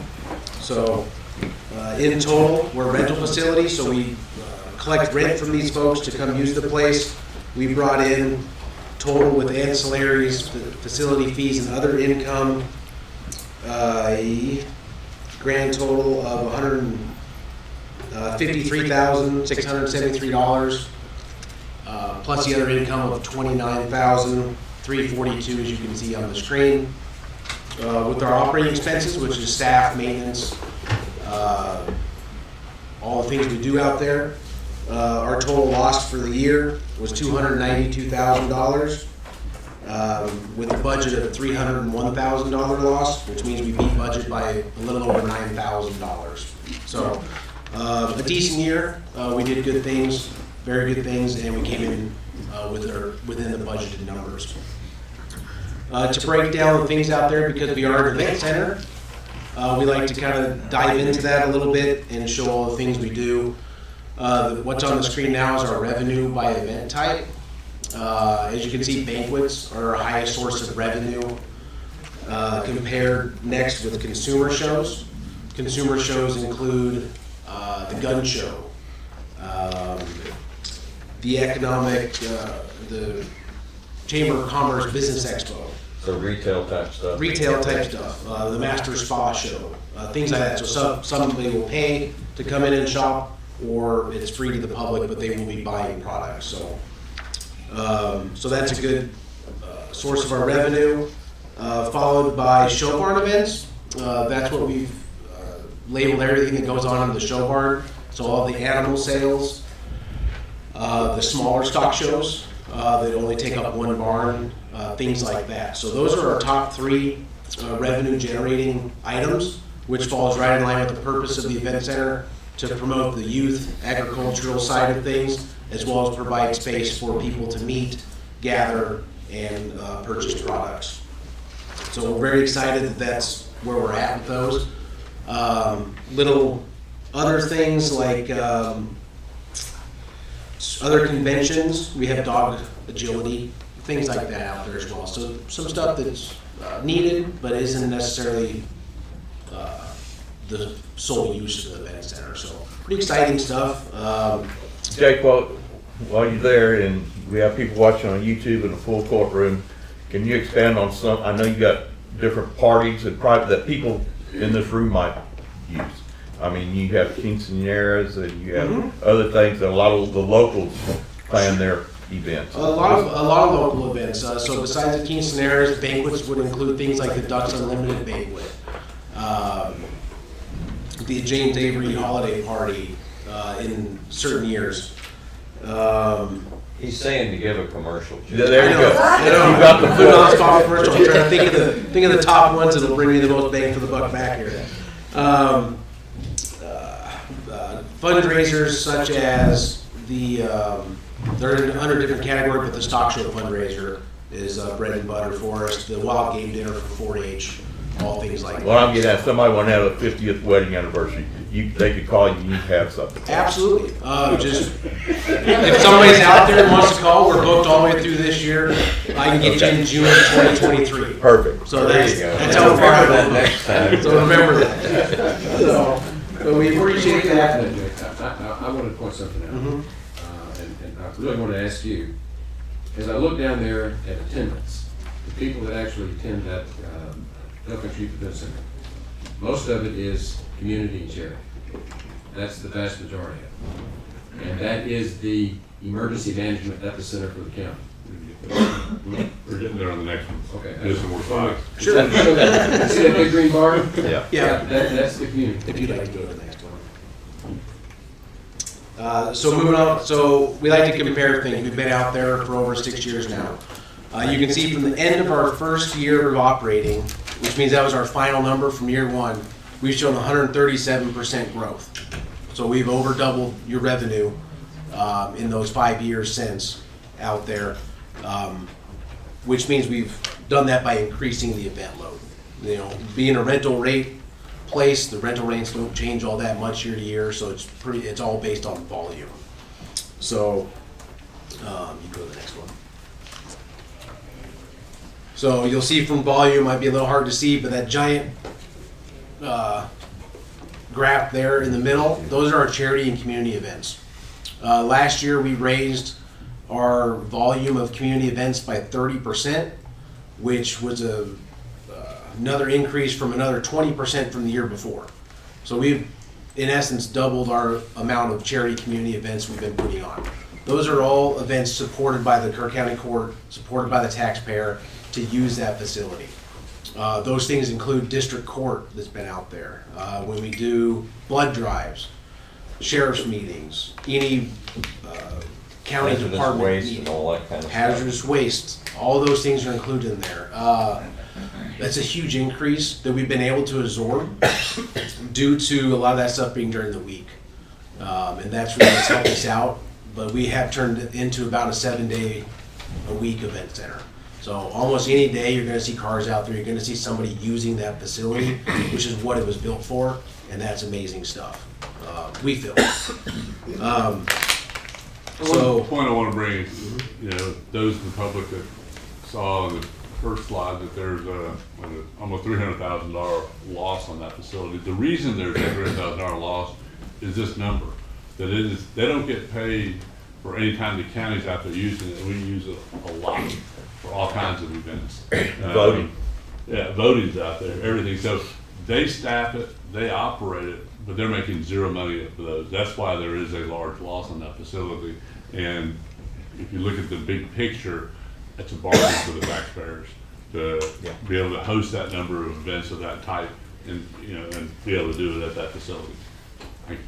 Yeah, and very good point. And that's what I want to always make sure is that it's known that that is why it operates at a deficit. And it's hard to say it's a good thing, but it is a good thing. It streamlines everything so that we can take care of the people that need to be taken care of. You had asked last month about a value to that. What we do for everything is we just record numbers. We're rental facilities, so we have rental rates.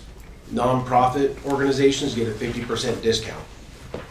Therefore, simply if the county calls, anybody calls and wants to use a room, we just write down the cost of that room at 50% cost. And so in your packet, that's that number for last year, and the years before, the value of that. I was going to ask you, so I'm glad you remembered. There's one other thing, Jake. I was asked this last week if there are any other gaming opportunities at the Absolutely. Okay. We have currently the show barn, the indoor arena, and River Star Park that we're still actively looking for naming rights sponsors. A smaller portion of that would also be our classrooms. We have, with those meeting spaces, we'd love to name those and kind of help people get directed to that. So absolutely, there's opportunities. Thank you. Things to look forward to in the year coming. We finally have some groups that have been on hold. They're going to be using the place for the first time. We're excited to welcome them to town. The Texas Fly Fishers group. They'll be coming in October. The Texas Wood Carvers Guild will finally get to use the facility after a couple of years of waiting to come here. We have a Model A convention coming in June. And we just had finished up last week the Grandstand Stock Show was a new group. So some very big groups coming to town, a lot of room nights, a lot of hotel stays, a lot of economic impact coming this year. So good year last year. This year's looking to be even better as long as things hold out, and with our diligence we hope to maintain that. So that's was there one more slide there? That's it. So okay, good report. Any discussion? We'll put this whole report on our website. There's a lot of information about that still. That's a good idea. For our new website. Our new website where people could find it. Okay, Jake, let's move on to item 1.25, which is to consider, discuss, take appropriate action to accept the audited financial statement for the years ending September 2021 and 2020 for the Hill Country Youth Event Center. Before we go to the judge, part of our contract. We, on 1.24, I make a motion that we accept the annual report. Okay. We'll go back. Second. We've got a motion and a second to accept that annual report. Any discussion about that? Those in favor, raise your hand. Unanimous. Now we're 1.2, no, good. 1.25, this is your annual financial statement. Would you like me to read the letter into the record, or Just, you can summarize it. summarize it? As part of our annual contract, we want to make sure that the county and us are protected, that we operate the facility in a fiscally responsible manner that falls within audited guidelines. We contract with a company every year to review our records, to make sure that we fall within those guidelines. And again, this year we were presented with a passing grade of those guidelines. And I'm trying to think of a good line to do. They encountered no significant difficulties in dealing with us in performing and completing the audit, and professional standards were in line with all auditing practices, and that'd be the statement from that. Well, just so we have it in the record, and in the auditor's opinion, which is Massey Itchner, the financial statements referred to above present fairly in all material respects the financial position of the Hill Country Youth Event Center managed by Global Spectrum LP as of September 30, 2021 and 2020, and the results of its operations and cash flows for the years that ended in accordance with the accounting principles generally accepted in the United States of America. So that's good. I move we accept the Second. audited financial statement. We've got a motion and a second to approve the audited financials. Any discussion? Those in favor, raise your hand. Very good. Thanks, Jake. Thank you all. Okay, that concludes our timed items. So we'll move on to item 1.28. It's past 10:45, which is to consider, discuss, and take appropriate action on the request to rescind court order number 38888, the American Rescue Plan Funding Agreement. Commissioner Harris. Yes, sir. I've put this on the agenda. We have several people that want to speak to this. So I'd like to get to it and hear from them. Well, we got to have a motion and a second. Go ahead. I'll make the motion. That we Did you rescind. make the motion? Motion to rescind the order? Is that the, I'm sure I can determine the nature. Yes. Okay. I'll second it because I want to hear the people. Okay, so we've got a motion and a second to rescind the order. Now it's time for discussion. I have something here that I want to make sure is in the record. Right now, the state of Arizona is fighting with the federal. Is everybody aware of what's going on with the state of Arizona and the clawback from the federal government? Because if you're not, I'm going to tell you a little something about it. Both in bondbuyer.com and in the 2020, the 1/22/22 edition of the Wall Street Journal, Arizona is suing the U.S. to block the clawback of funds over school mask wearing policies. Treasury Department, which has not finalized the requirements for this money yet and won't until April 1st. Treasury Department said that it could move to recoup the pandemic funds if the state didn't redesign their program. So they're being dictated to the state of Arizona based on this having accepted the money. The state's school mask policies is what's in question. Federal pandemic aid, which came from the ARPA funds, is what we call it. So it's important to know that this has already begun and that it's not going to happen with every county all at once that received the funds, every state that received the funds. This is the entire state of Arizona. This is not just Maricopa County or one of the big counties there, it's the whole state. So the idea that it wouldn't, I heard not long ago when we listened to explanations about how the funds could be used, and they kept referring to it as a grant, and I reminded the speaker that it's not a grant, it's called funds. With a grant, you apply for it, you might get it, and then it comes to you. With this, they sent us money and they said, we'll tell you what the strings are attached to it later. You guys just start spending it. Well, we didn't spend it, which was wise, and I commend the entire court for that. But now it's starting to happen. Now we're starting to see what's really going on. If somebody sends you something, it's not a grant. I think the mouse finds out why the cheese is free too late usually. So I really don't want us to go there, so I would like to see us just eliminate the temptation of it and send the darn money back. Well, like I said, I want to kind of wrap things up later on. I'd like to hear from you. Okay. Then, the 6 people that have been designated, the first one is Richard King. He might be in the hallway. He was sitting here a minute ago. You check on the sheriff? Okay, we're gonna start with Yeah. He's giving up his slot. Bill Ferguson, I understand they switched. Bill Ferguson, is he? Okay. Right here. Okay, go ahead.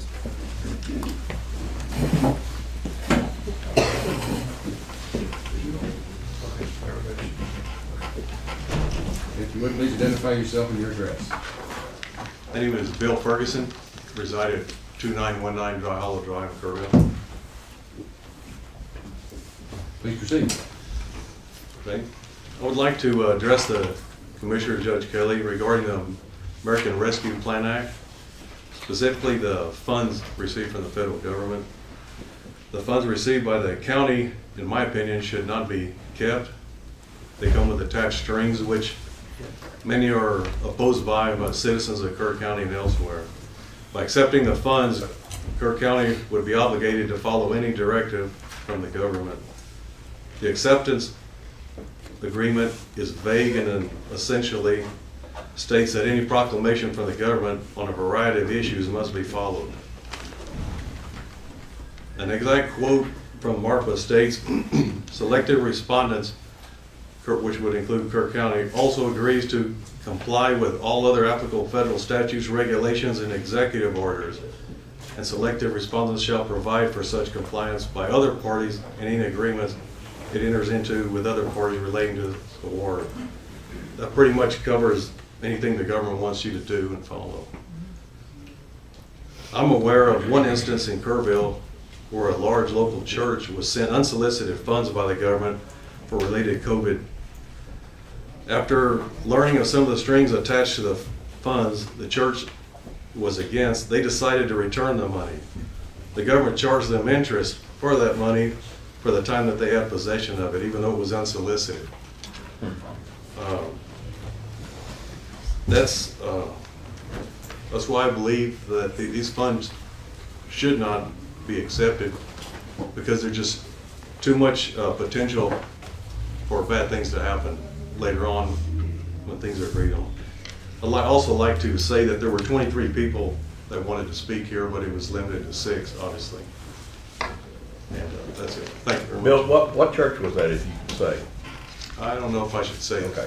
Okay. Thank you. Okay. The next person on the list is John Sheffield.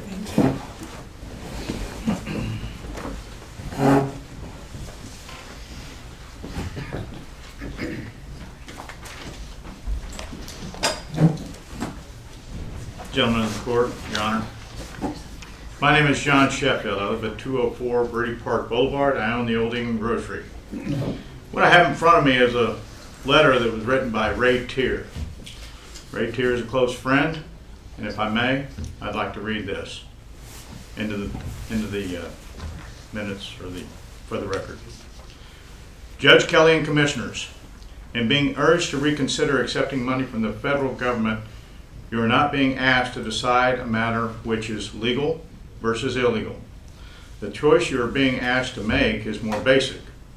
It is choosing between right and wrong. Is it right for Kerr County to accept money from a program that uses money which is created by the federal government simply out of thin air and a printing press? Except that a printing press is not even used anymore, but mere digital entries into computer systems, electronically creating federal debt that will burden our great-great-grandchildren and likely even their children. Is it right for Kerr County to pledge itself to abide by federal executive orders as the participation agreement requires, when this president's executive orders are being regularly overturned by the courts because he lacks the legal authority for those mandated actions? Is it right for Kirk County, at a time when federal overreach is adding burdens and crushing our citizens nationwide, to give that same federal government further hooks into the lives of Kirk County citizens and voters? Is it right for Kirk County to take the money just because other governmental units are confused about this issue of right and wrong and are participating in an immoral federal program? Are we willing to sell our honor so cheaply? In the days before the war for Texas independence, the citizens of Gonzales famously refused the overreach of Santa Anna when he wanted their cannon by telling him, "Come and take it." And Texas shortly became an independent republic. When the feds offer money in a program like this, it is time for some local governments to say, "We aren't going to take it." The Kerr County Commissioners Court can take the lead in restoring a functioning constitutional republic on this continent. Please just say no by rescinding your previous acceptance of this morally tainted money. Right here. On my part, if I may, Yes, sir. in the contract from the U.S. Department of Treasury Coronavirus State Fiscal Recovery Fund award terms and conditions, I specifically point out 9A. 9, compliance with applicable law and regulations. I will just jump to the second sentence if I may. Recipient also agrees to comply with all other acceptable federal statutes, regulations, and executive orders, and recipient shall provide for such compliance by other parties and any agreements it enters into with other parties relating to this award. So we're going to be a watchdog for the federal government wherever the tentacles of the money goes. I think that might be the question in Arizona at this time. I'm not a legal expert. I'm not against us getting grants. I'm not against federal money coming in. And I understand statutes and regulations. But in this contract, it states we shall also abide or comply with applicable executive orders. You know, we have a project right now in East Kirk County, $63.7 million under EDAP, Economically Distressed Area Program. I dare say in that contract, I don't think it has an executive order in there. I may be wrong, Your Honor. Or I just haven't seen it that have that type language. And this is for $10,216,000, am I correct? Correct me if I'm wrong. So I would ask that we rescind the order, send the money back, because we just don't know everything about what type of stipulations we're going to have to go about. But EO is absolutely no. Thank you for your time. Next, Bethany Cuccio.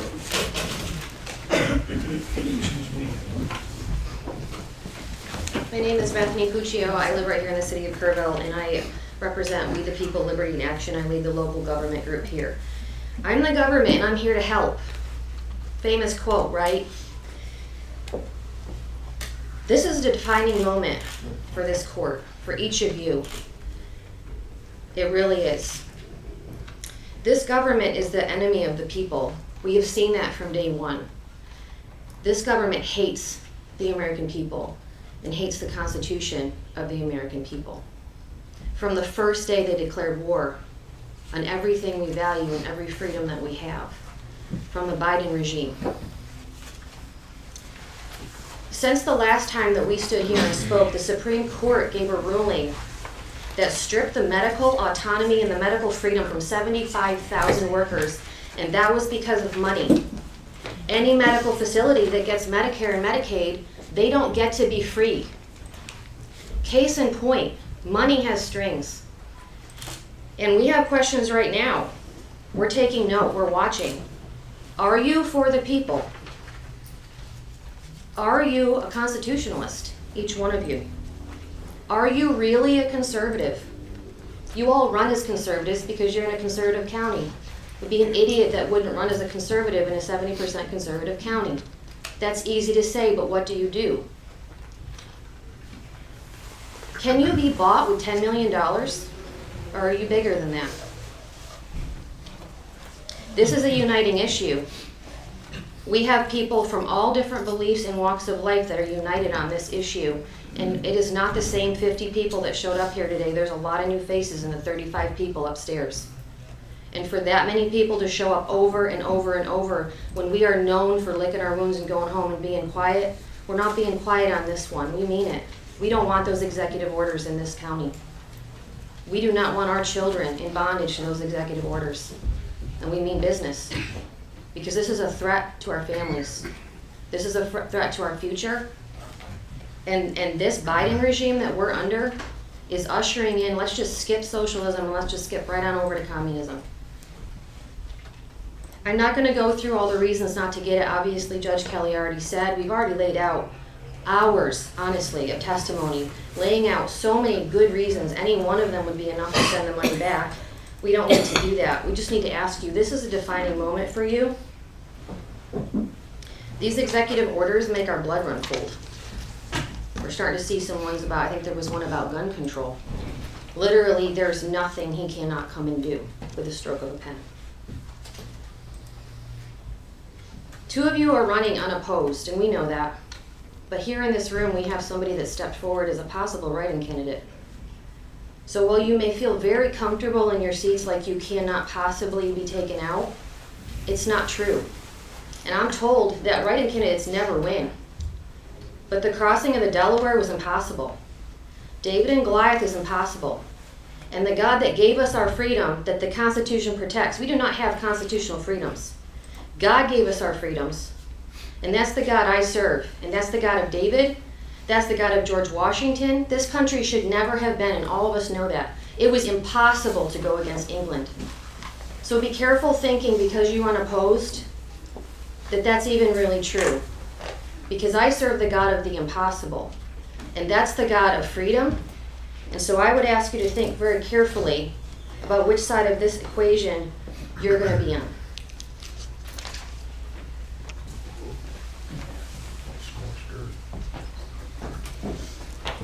Scorched earth. There's that. Number 4, Cameron Carpenter. Scorched earth.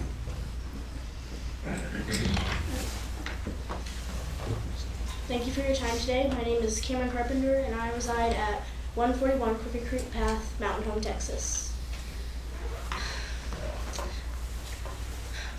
Okay, today I'm keeping it short and simple.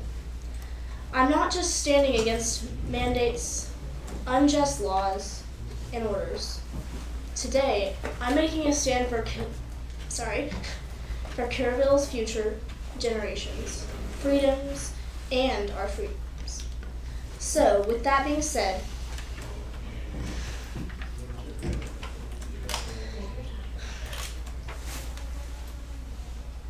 sorry, I can't read my own writing. Just relax. Go ahead. Relax. You're okay. No, nobody I'd like to bites say you. that if we accept these funds, we are,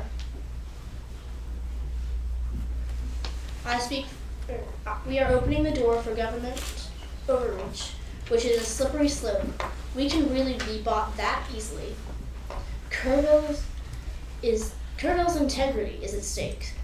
I mean, there is much, so much, hidden, underlying print that I'm positive these funds are bad news. I speak for all of Kerrville when I say, send it back. We are not for sale. I rest my case. God bless America. Good job. Next is Terry Hall. Good morning, I'm Terry Hall. I reside at 118 Independence Lane on purpose in Ingram, and I represent We the People, Liberty in Action.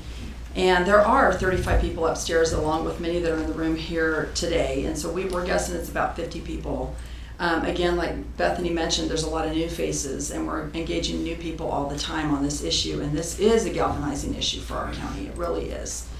And I wanted to thank Commissioner Harris for bringing this back up today. We appreciate that very much, for you being responsive to your constituents here in the county. And I also want to mention something. I know that Commissioner Ballou has TPPF, Texas Public Policy Foundation, on his show quite frequently. Rob Henneke, I've worked with them for years, and I was just up there in Austin last week at their policy forum, speaking with many of their folks about this very issue, because they were one of the first to come out saying that our local governments must send this money back, including the state. They actually are very, very strong about advocating that the state itself send the money back, as well as our local governments. And I was speaking with Rob Henneke's wife, and she's saying they're already starting audits on this fund, on these funds. And I also found out from another gentleman that was there, who is having to go through amazing hurdles, travel hurdles, to get to apparently the Bahamas for some insurance convention. And he revealed that if you test COVID positive while you're in the Bahamas, they are going to send people directly to Florida and kick them out of Bahamas and send them to Florida. Now, why do you think that is? We're seeing this, if they're already auditing, what states do you think they're going to audit first if you're the Biden administration? The red states. We're already seeing them punish the red states in every way possible, and that's why they're trying to, with our open border at the south, bring in all kinds of COVID positive folks. We're also seeing them fly them from other countries into red states. We also have a letter that Governor Abbott, you may not be aware of this, Governor Abbott warned state agencies, including TxDOT, about the federal infrastructure bill that just passed recently, and told them, you better beware before you take those funds and all the strings attached. Now, all of us love infrastructure. We want our roads built. We want them yesterday. There's a lot of issues with our infrastructure, there's no question. And so we know that we're clamoring for those federal funds. TxDOT's budget can't hardly work without federal funds. It's 40% federal funds. But even our governor is warning, we're not going to accept these funds if there's strings attached to that money that we're going to regret later. So in other words, we're seeing a lot of buyer's remorse out there right now, particularly with this administration being so vindictive against red states. Don't think that you're above consequences for the audits. And we feel, as citizens, we don't want to be bound any longer by the whims of the CDC, because that's exactly what we're seeing, back and forth, back and forth.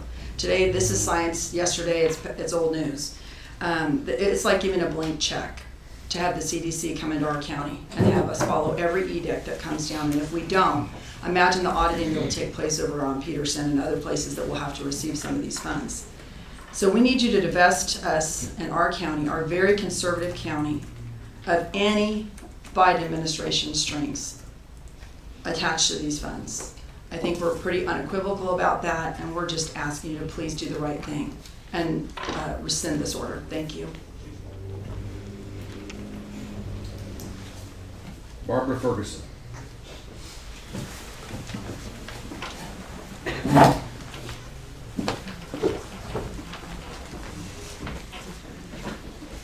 I'm Barbara Ferguson. I live on Dry Hollow Drive here in Kerrville.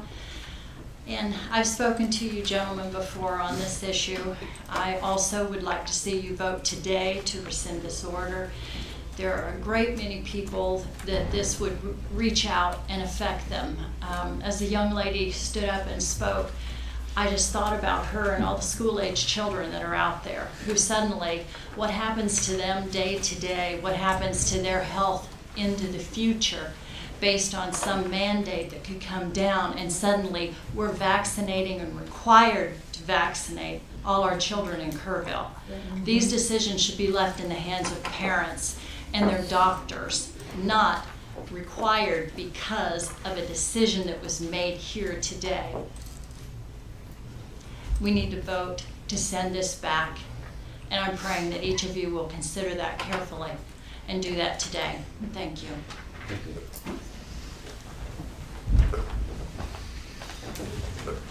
That's the 6th. Okay. Judge, I have a couple of comments. I don't know. Go ahead. I think everybody has comments today. Yes. Yeah. Well, first, I've been quiet. I've listened to y'all and appreciate the input we've had. but I want to explain something to everyone in here, and it really, Mr. Sheffield is one of them kind of touched very closest to it. On November 8th, the state of Texas legislature, which was signed by the governor, passed through the third special, that's SB 8. I'm just going to read this, the first section, it's 18 pages long, so I'm not going to read 18 pages. But be enacted by the legislature of the state of Texas, Section 1, Comptroller of Public Accounts, Unemployment Compensation Fund, the amount of $7,245,419, $7,245,419,946 is appropriated to the Comptroller of Public Accounts from the money received by this state from the Corona State Fiscal Recovery Fund established under the American Rescue Plan Act of 2021 and deposited to the credit of the Coronavirus Relief Fund for use during the state fiscal year beginning September 1, 2021. That money has already been spent. This county is an arm of the state of Texas. Out of that, there is $16 billion that were total that were allocated under that legislation. It was signed, it was passed the Texas Senate unanimously. It passed the Texas House unanimously. It was supported by the Attorney General, the Lieutenant Governor, and then signed by the Governor finally. So there's nothing that this county can do, this Commission's Court can do that's going to undo what the state did. This whole state is already obligated under American Rescue Plan. It's clear. You can read SB 8. Now, second thing is, I don't know that, how many people here know what SAM is. Any of the businessmen, Mr. Sheffield's nodding, he does know. SAM is a system for award management. Any governmental entity, private business, ranch, doesn't matter, that does any kind of financial business with the federal government has to get a SAM number. The compliance page, and this is online, you can look at it, number 6 under the compliance page, will comply with all applicable requirements of other federal laws, executive orders, regulations, and public policies governing financial assistance awards. If we are going to be, say that we're not going to accept and be subject to executive orders, we need to go back on our agenda today because we passed 7 items unanimously that are using SAMs. And that accepting that money requires us to follow executive orders. It's nothing different than in the American Rescue Plan. Not only do we have to go back to those 7, we'd have to go back, as long as I've been a commissioner, because we've had federal funds come into our budget every year. And that compliance language is in there. So while I share totally the sentiment of the current federal government, the Biden administration, the overreach, and all that, I couldn't agree more with everything that's being said here. But the financial side of it, of this money, is not impacted by that. We are already subject to executive order. This county is.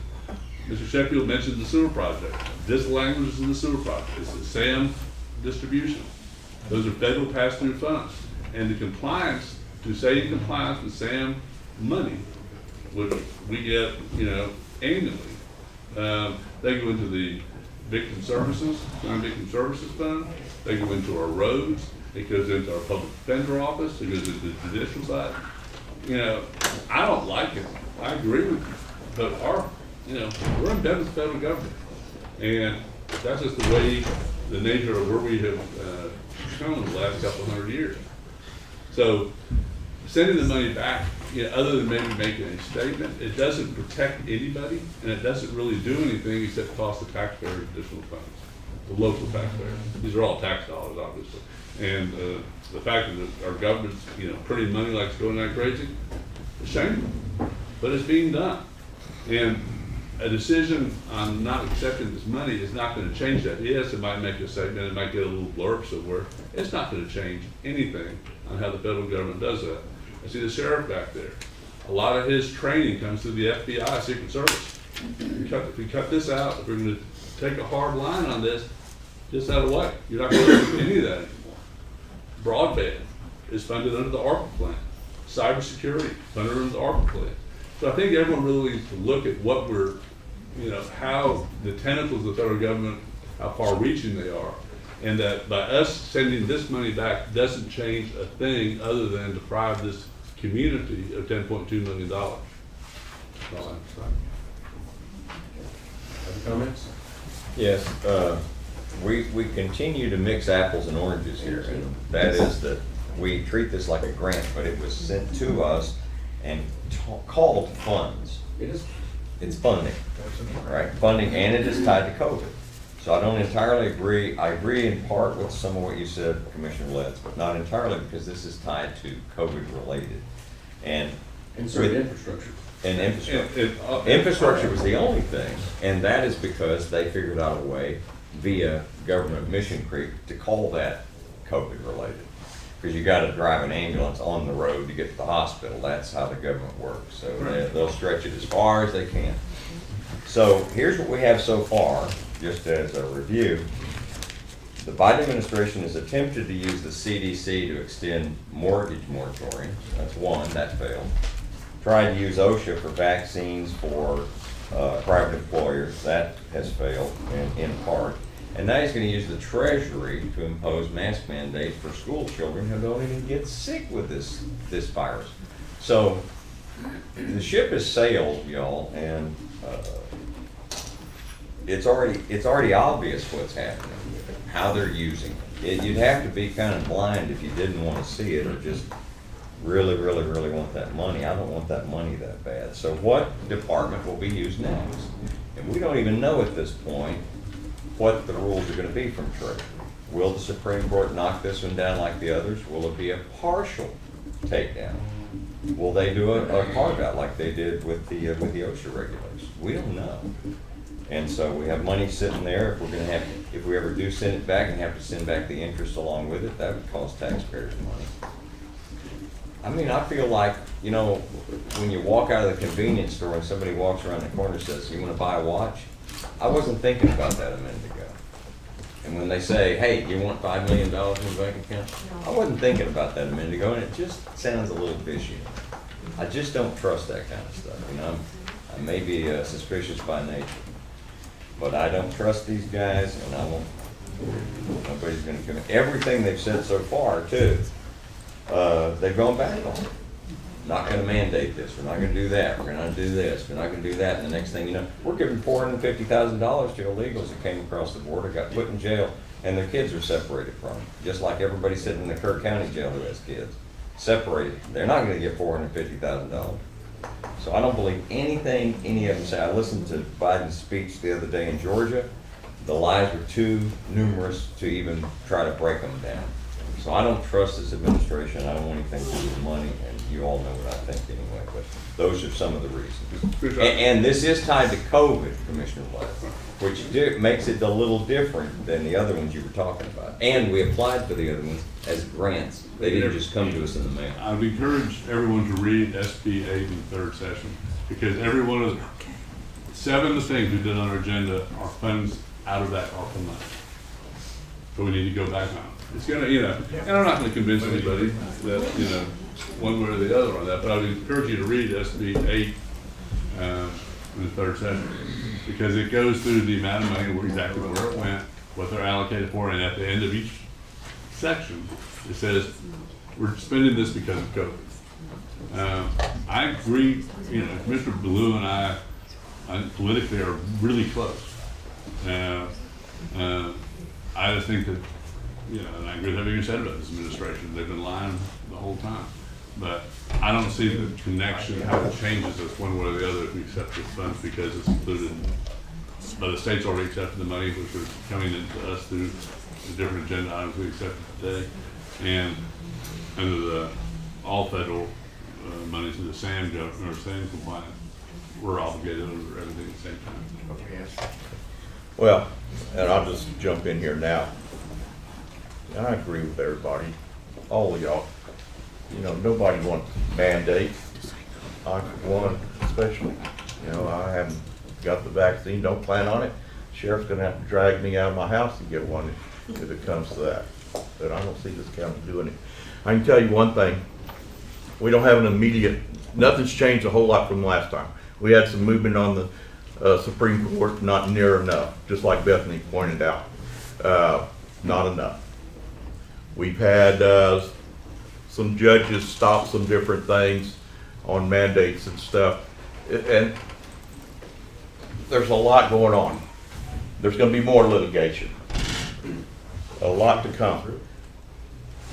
The one saving grace on all this stuff, I mean, like I said last time, we don't have an immediate deadline on this. We're going to have a new House and Senate probably coming up. And I think everybody in this room would like to see the midterm elections tomorrow, but we got to wait till November. And that could change things.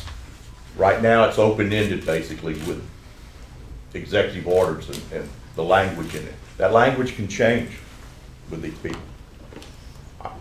Having said that, there's not an immediate deadline. I am not for sending it back today. Well, I'm definitely, and I want you to hear this, I'm not advocating spending it either right now. We can send it back a year from now, and the same thing, it's in the money collected interest, they can get the interest. I'm sorry to interrupt you. You're okay. Nobody thinks less of this administration than I do. I don't trust them, and that's just the way it is. Go ahead. I personally think we have, that's a large amount of money, I'm not trying to sell out. I think there are a lot of one-time items this county really needs, and I think we should look at it very, very close before we pass on it. Frankly, I tend to think that we should have a lot of confidence in our financial and legal and grant works advisors if we choose to do it, to make sure that we conform to what they require. But regardless, I'm not in favor of sending it back now. Well, let me say, this is the fourth public meeting we've had on this, and I've seen many of you on other issues. And I'm very moved by the passion that y'all have for the issues that are near and dear to your heart. I truly do. I'm torn because I've taken an oath. I've taken this oath on at least 4 major events in my life. One when I joined the Army, one when I took the oath of office to become a lawyer, one when I went on the school board, and one just back in 2019 when I was sworn into this office. And it was not to be loyal to my political party no matter what. It was to preserve, protect, and defend the Constitution of the United States and the laws of this country and the laws of this state, so help me God. Each time I've given that oath, tingles run down my spine. I have sworn to uphold the Constitution of the United States, the state of Texas, and to follow their laws. I represent you. You are my constituents, but you're only a portion of my constituents. I represent everybody in Kerr County, not just the precinct. I represent them all. And 65% of the people put me in this office to exercise my best judgment. I'm not ready to break that oath to God. I'm not ready to do that. I'm not saying that there might not be issues that it's time to break an oath, but I'm not breaking it today. I'm telling you that. But I'm impressed with y'all. I truly am impressed. But I see this as a political issue. I keep hearing the Biden administration, this and that. Well, I didn't vote for him. You know that. But it's not a political issue at this point. This is a governance issue. And for the 65% of the people that voted for me a few years ago, and yes, I am running unopposed, and I welcome a write-in candidate. If somebody wants to run, let's have this debate. Let's take it to the streets. I'm ready to have that debate. But when I was elected, I not only represent you, I represent the 65% of the people that voted for me, but I represent the Democrats in this county, believe it or not. I represent the Libertarians in this county. I represent the atheists in this county. I represent everybody. And while my information gathering is not perfect, I do stay in touch with my base, both indirectly and directly. And most of them, believe it or not, stay in touch with me too. And I have received many emails from y'all. I'm impressed by those. I've received emails from these, what I call the silent majority here in the county. And they're conservative. They are conservative. They might not be as conservative you, but I bet you that they're still conservatives. And for the ones who aren't conservative, you know, they deserve representation too. When I say this, we have, I know this is, what if they say this is not my first rodeo? When I joined the Army, I didn't like everything they told me to do, but I had to do it. I learned to do it. I bellyached about it a lot, but I learned to salute idiots, and y'all know what I mean. Well, you have to do that. When I ran for this job and got elected and when I got sworn in, I knew about all these grants. I knew about all this federal funding. And trust me, I know about the strings attached, and I know about fine print, and I know about loopholes. After all, you know, I'm a recovering lawyer. I can read those things and see it in there. There's a strings attached to every federal dollar that goes to KISD, every federal dollar that goes to Peterson. There's strings attached to every federal dollar everywhere. And our budget is just riddled like Swiss cheese with federal money. It really is. And so I hate to tell you folks, but we're stuck. I got a question from somebody out there who I won't disclose who it was. So just because we've gotten federal money, do you think that we can't say no? I'm not saying that you can't say no. I'm just saying it's not going to make any difference. You're just giving the money to somebody else. And it's not going back to the governor. The governor can say, oh, well, I'm going to send this over to Tom Green County. The governor has to, huh? Travis would be more like it. Well, I don't think Abbott's going to do that. But what I will say, though, is the money goes back to the federal government. Do you think it's coming back to any red state? I don't think so. You know, there's already been a reference that there's going to be perhaps some sort of administration discrimination against the red states. Well, it is what it is, and we have to do the best we can do. And I'm not in favor of sending the money back because we are where we are, and we have to make the best of what we got. And but I will tell you that I'm very impressed with your group. I love the passion. I want to get us all on the same page and try to pull in the same direction. But that's where I am on this issue. Well, I'm a little bit different. I'm not for sending it back today. I haven't said I won't vote to send it back at another time. But right now, these things are fluid, and there's things, moving parts. And like I said, we can get a new House and Senate, a new president before this deadline, and things can change. So we're very, very close in our opinions. Everybody in this room. I'm just saying we can still do this. I'm pumping the brakes. There's other entities in this county that haven't so much as put up a speed bump. They're ready to spend the money right now and make no bones about it. That's happening. But we tend to let people talk and voice their opinions here where some of the others don't as much. And so we hear it. And we're the ones that are putting a speed bump in front of it. We're not advertising it right now. We wouldn't even be talking about it if a lot of people want to get it on the agenda again. So these good people have come here today, and they deserve a vote. That's right. And so I'm asking, is there any more discussion or is it time to vote? I want to say one other thing. There's a lot of misinformation out there about this unanimous vote that we had. The unanimous vote that we had was about us all being present if we're going to ever vote to spend $1 of this money. And I've heard that come back to me as you all voted to take the money and spend it, and a lot of other misinformation. This was something that we voted on, that we won't spend a nickel of it without everybody being present. And I voted for that because that's the best I could get that day. I still want to send the money back. But that's the best you can get, and that's what you do. Well, we've been elected to represent the people and public, and it's time to have a vote. So I'm going to ask those in favor of sending the money back, raise your hand. Those in favor, not in favor of sending the money back, raise your hand. It's a 4-1 vote. Honest conversation, honest value. Okay, we're away from timed items, so we're gonna go back to, it's gonna be item 1.11. Shane, you've been here the whole time. Consider, discuss, and take appropriate action to approve the contract of Johnson Controls for the annual inspection of the fire alarm and sprinkler systems at the adult probation office. Good morning, gentlemen. It's just a basic contract for inspections, repairs. With signing this contract, we also get it with a 10% discount on parts, labor when they show up to do repairs on the system, or unscheduled repairs.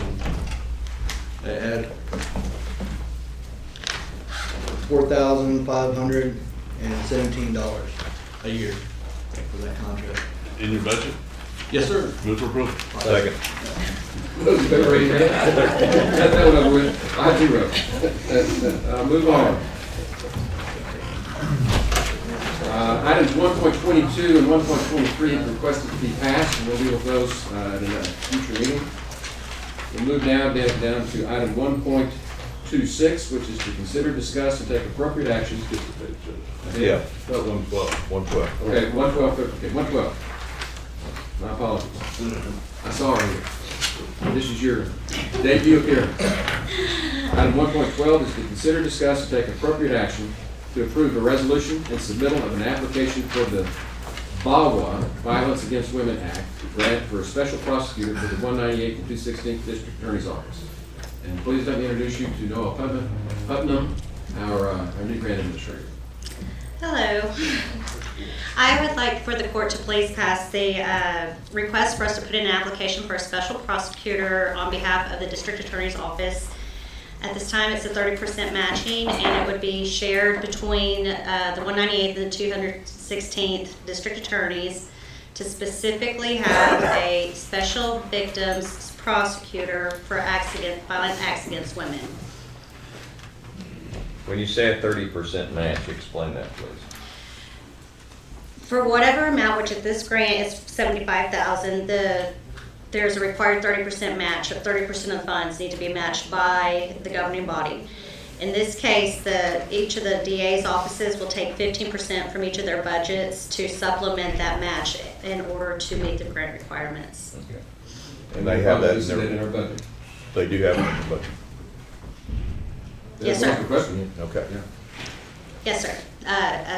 Stephen and Lucy have both stated that they will do the match, share the match. Is the match is in their current budget or will be in their future budget? In their future budget. See, that's what they that's a big difference. Are they sure of that? This grant year starts on the day, what's that on the phone with you? The month before their fiscal year, so there might be required to be a budget amendment a month after. But they should be able to cover the budget. Is there a in-kind contribution, or does it have to be a cash match? Or do you know? I'm not 100% sure. I believe it's a cash match where they would put it into their budget. As far as what this will go for is solely for their salary position, and then any sort of applicable training in order to meet the requirements to have a special prosecutor. And they will match the funds to it from each of their budget, and also share, if possible, to do an MOU with the other counties involved, because it will serve a tri-county area. Now, is this grant for 1 year and then we pick up the whole shoot match from then on? We would continue to apply through the same Keep applying? Yes. No guarantee, but we... No guarantees. We've done this before with, what was it, victim services? FOCA. Crime victims. Yeah. But there's always, ultimately, there's got to be a sustainability plan. Right. I mean, like with the Public Defender's Office, they gave us the first year for the startup, and then we've had the sustainability grant this last year, and when we had the meeting with Kchc, we asked them, well, how long is this going to go on? They said they have indefinitely, they had no plan to stop the sustaining grant, which is 1/3, 2/3. But at some point, we know it's going to stop. Well, it always stops. So there's got to be a sustainability plan at some point. We're looking at that right now with crime victims. Crime victims has gotten the grant for many years now. And they're starting to ask, do we have a sustainability plan? I think I'm still in favor of doing this, because I look at it as, this is one way to get a conditional prosecutor partially funded through the grant. I know that both DAs have told me anyway, I shouldn't say both, one DA has told me that, workload, talked about workload and things of that nature. And to me, this is a way to help them on their workload side. Now, since it's called a special prosecutor, can they only take certain cases? Only crimes against women, so they would be prosecuting crimes, for instance, like murder, rape, family violence, or domestic violence, any sort of crime that's against a woman would be acceptable under the grant, and they will only concentrate on those crimes within the districts. But unfortunately, that's a pretty large part of it. And my understanding is with the backload from COVID, there's a huge caseload that's backlogged. So there's definitely plenty of need. I mean, I find it objectionable that they do something, crime against women only, but as the judge said a minute ago, that's part of the game we play, or have to play. It's part of the system. It's part of the system. Well, how much does it alleviate the strain on the remainder of the court? I mean, I think it's tremendously, the backlog right now, they can't get to them. And so you've got. they can't get to anything right now. What I'm talking about is percentage-wise. I defer to them to break down our percentages, but I just know that this violence against women is a huge problem. Sure. And we've got 3 counties, and we're going to get some participation from our sister counties now. But at the same time, to be able to have 2 judicial districts, 2 district attorney's offices, share 1 prosecutor for 3 counties, I have no doubt in my mind that we're going to fill them up full time. Do we know that the other counties will participate without going through their court? Our standard agreement with them is they pick up their pro rata share. Okay. The problem with that memorandum of understanding, I don't want to get off topic here, it's not on the agenda, but it is rated, it is allocated, prorated on the basis of population every 10 years. Sure. We just got our new census. The PDO is allocated on the basis of case count every year, which is what I'd much rather see. Sure. We might have a chance to review it. With all that, I'll make a motion to approve the resolution. Second. We got a motion and a second to approve the resolution to apply for the VAWA grant for a special prosecutor for the 198th and 216th District Attorney's offices. Any discussion? Just for clarification, so that's to approve the resolution and the submittal of the application, correct? Yes. And the submittal of the application. Okay, those in favor, raise your hand. Unanimous. 1.13, consider, discuss, and take appropriate action to approve a resolution and submittal of an application for a JAG, Justice Assistance Grant, for the Kerr County Sheriff's Office. Ms. Butler. Okay, this one is through the Office of the Governor as well as our JAG grant, and what they are looking for is to improve their technology, and this will provide for officer safety as well as public safety as well, and get them more modernized and up to date with the current software and enhancements, computerization and things in the county. I do have Scott Gage here that's welcome to answer any questions you have specifically, but what they're looking for is the e-citations, body camera, more body cameras. Their warranty is about to come due, so those need to be done.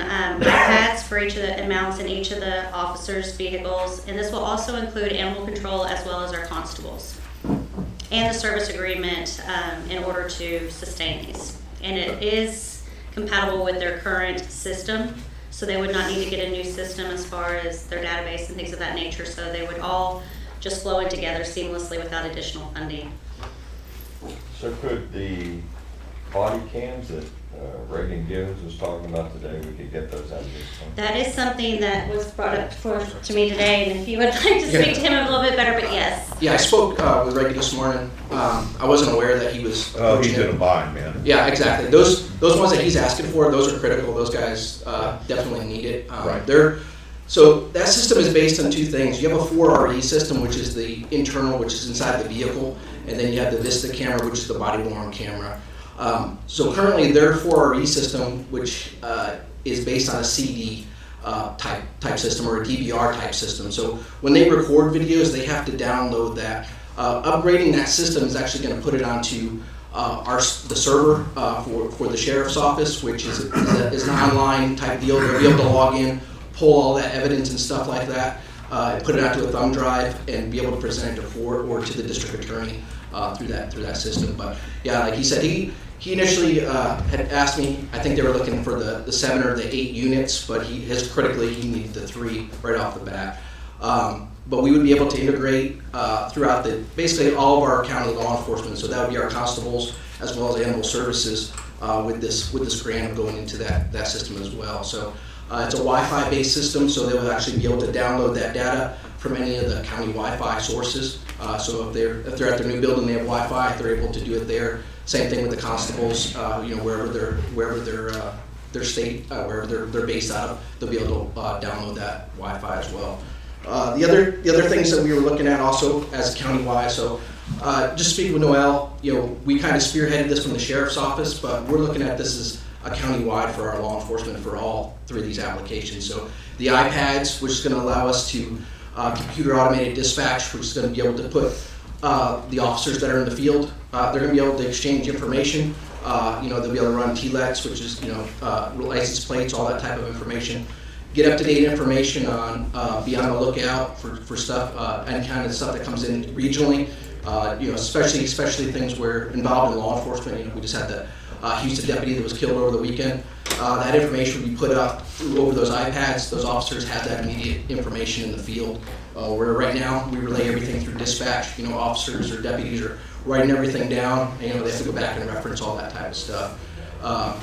And then the other one was the e-citation system. I spoke to all the constables as well as the JP courts previously to this and the county attorney. It's basically going to make the program online. The deputies will be issued, or even animal services, they'll have a device kind of similar to your cell phone when they make traffic stops and all that type of information.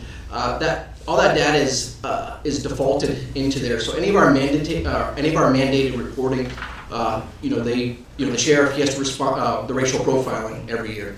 This makes it a lot simpler because this is all defaulted field. So all of that information is filled in automatically and it's downloaded to the database. And when we go to report it, it's simple. We go in there and say, hey, report our racial profiling. All that information is sent.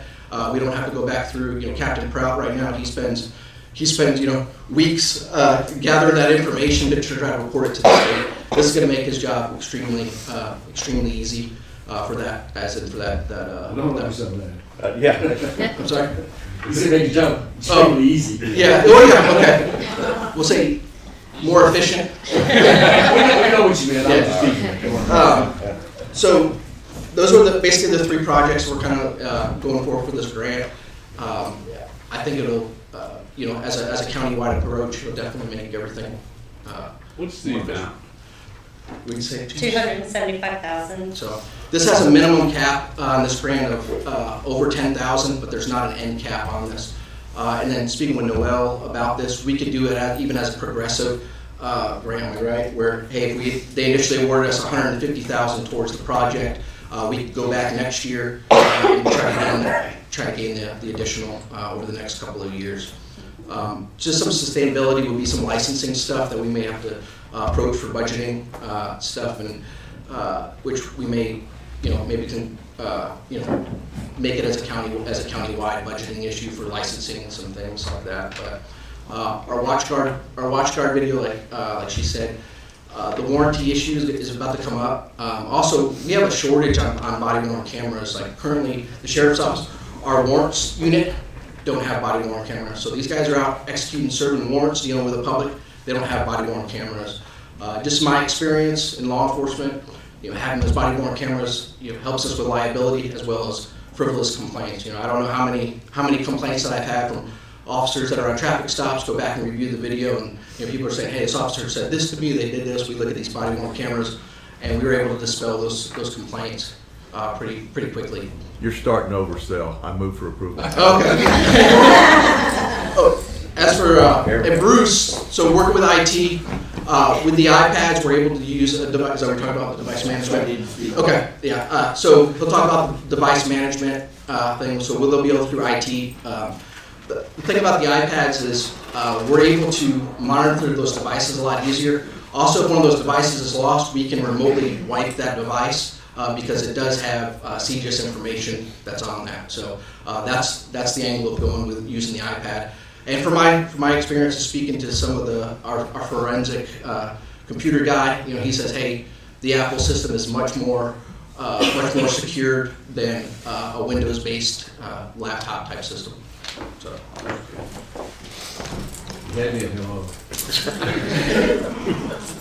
While I am not opposed to anything they're trying to do, I will caution the court that we are under a letter of noncompliance from CGIS. That means they cannot proceed until the compliance is granted by CGIS. What has to be done to do that? Infrastructure rebuilding, and we are in the process of it, but until that is complete and certified, they cannot proceed. But they could have the money. They could have the money. Okay, so is this gonna be a server-based or cloud-based? It will be local servers. Okay, good. And is it proprietary? Yes. So we have to upgrade and pay for licensing? All of the above. Is the licensing expensive? It's not cheap. All of that. Well, I knew that, Bruce. No, yes, it is expensive. That's what we're spending the large sum this year for. Okay. Is to get us in compliance with all of that, so that they can proceed. This is in the works. This is in the works, but we gotta caution not to go too far and get us in trouble. So you would have to green light this project once we have certification? Well, that's correct. Okay. So then that's how we need to word our right. approval. Yeah. Yeah. I'll reword it. I move for approve contingent on CGIS compliance. Yes. Perfect. Yeah. Just real quick. So we can. Oh, sorry. Let us vote. Oh, sorry. We got a motion and a second to approve the resolution and submittal of application for a JAG grant to Kerr County Sheriff's Office. Any other discussion? Those in favor, raise your hand. Unanimous? Okay. Anything else? Thank you. Get the yes, stop. Sheriff, get your zipper. Texting. 1.14, consider, discuss, and take appropriate action to approve a resolution and submittal of application for a VOCA grant. That's the Victims of Crime Act. Pam Peter. Pretty much exactly the same as last year. I don't mix it up too much, just keep it simple. So that resolution is the same, and then I'm, much like Noel, asking that you approve the application that we will be submitting for continuing. What the judge said about sustainability is going to be a thing. I think we've got it covered for this year, but I think later on we need to come up with some deeper discussions about that. And that's not just my grant, that's grants. Well, we're getting a little off track. You and I know what we're talking about. Mm-hmm. Y'all don't yet. But what this grant application that's submitted for is actually part of the sustainability that we've had with VOCA. So this is one of those follow-up grants that we've been getting now for many years. Mm-hmm. But they're starting to ask how we're going to be able to provide this in the future. What we're looking at in the future is a new line on the budget. It will be. But this grant is But also. this was not. But this grant is also covering something that's required, we have to do it. Yeah. So, I mean, the sustainability part of it's gonna be that we'll have to figure out how to come out of our general fund. It's basically a temporarily funded mandate. It's a way to get us, to help us get started. And we've honestly had it more than some, so, I mean, we've done very well with this grant. Post-child grant. That's more than anybody, I think. But, and this may be our last year for it, we'll still have it. Don't say that, Judge Kelly. We don't know. Please find some wood up there to knock on. Don't jinx my grant writing, please. Motion, we approve the resolution and submit the application for the Victim of Crime Act. Second. Got a motion and a second to approve the resolution and submittal of the grant application for VOCA. Any other discussion? Those in favor, raise your hand. Thank you, Steve. Thank you. We take a Okay. break. We need a break? Let's take a short break, 5-minute break, and come back and finish this up.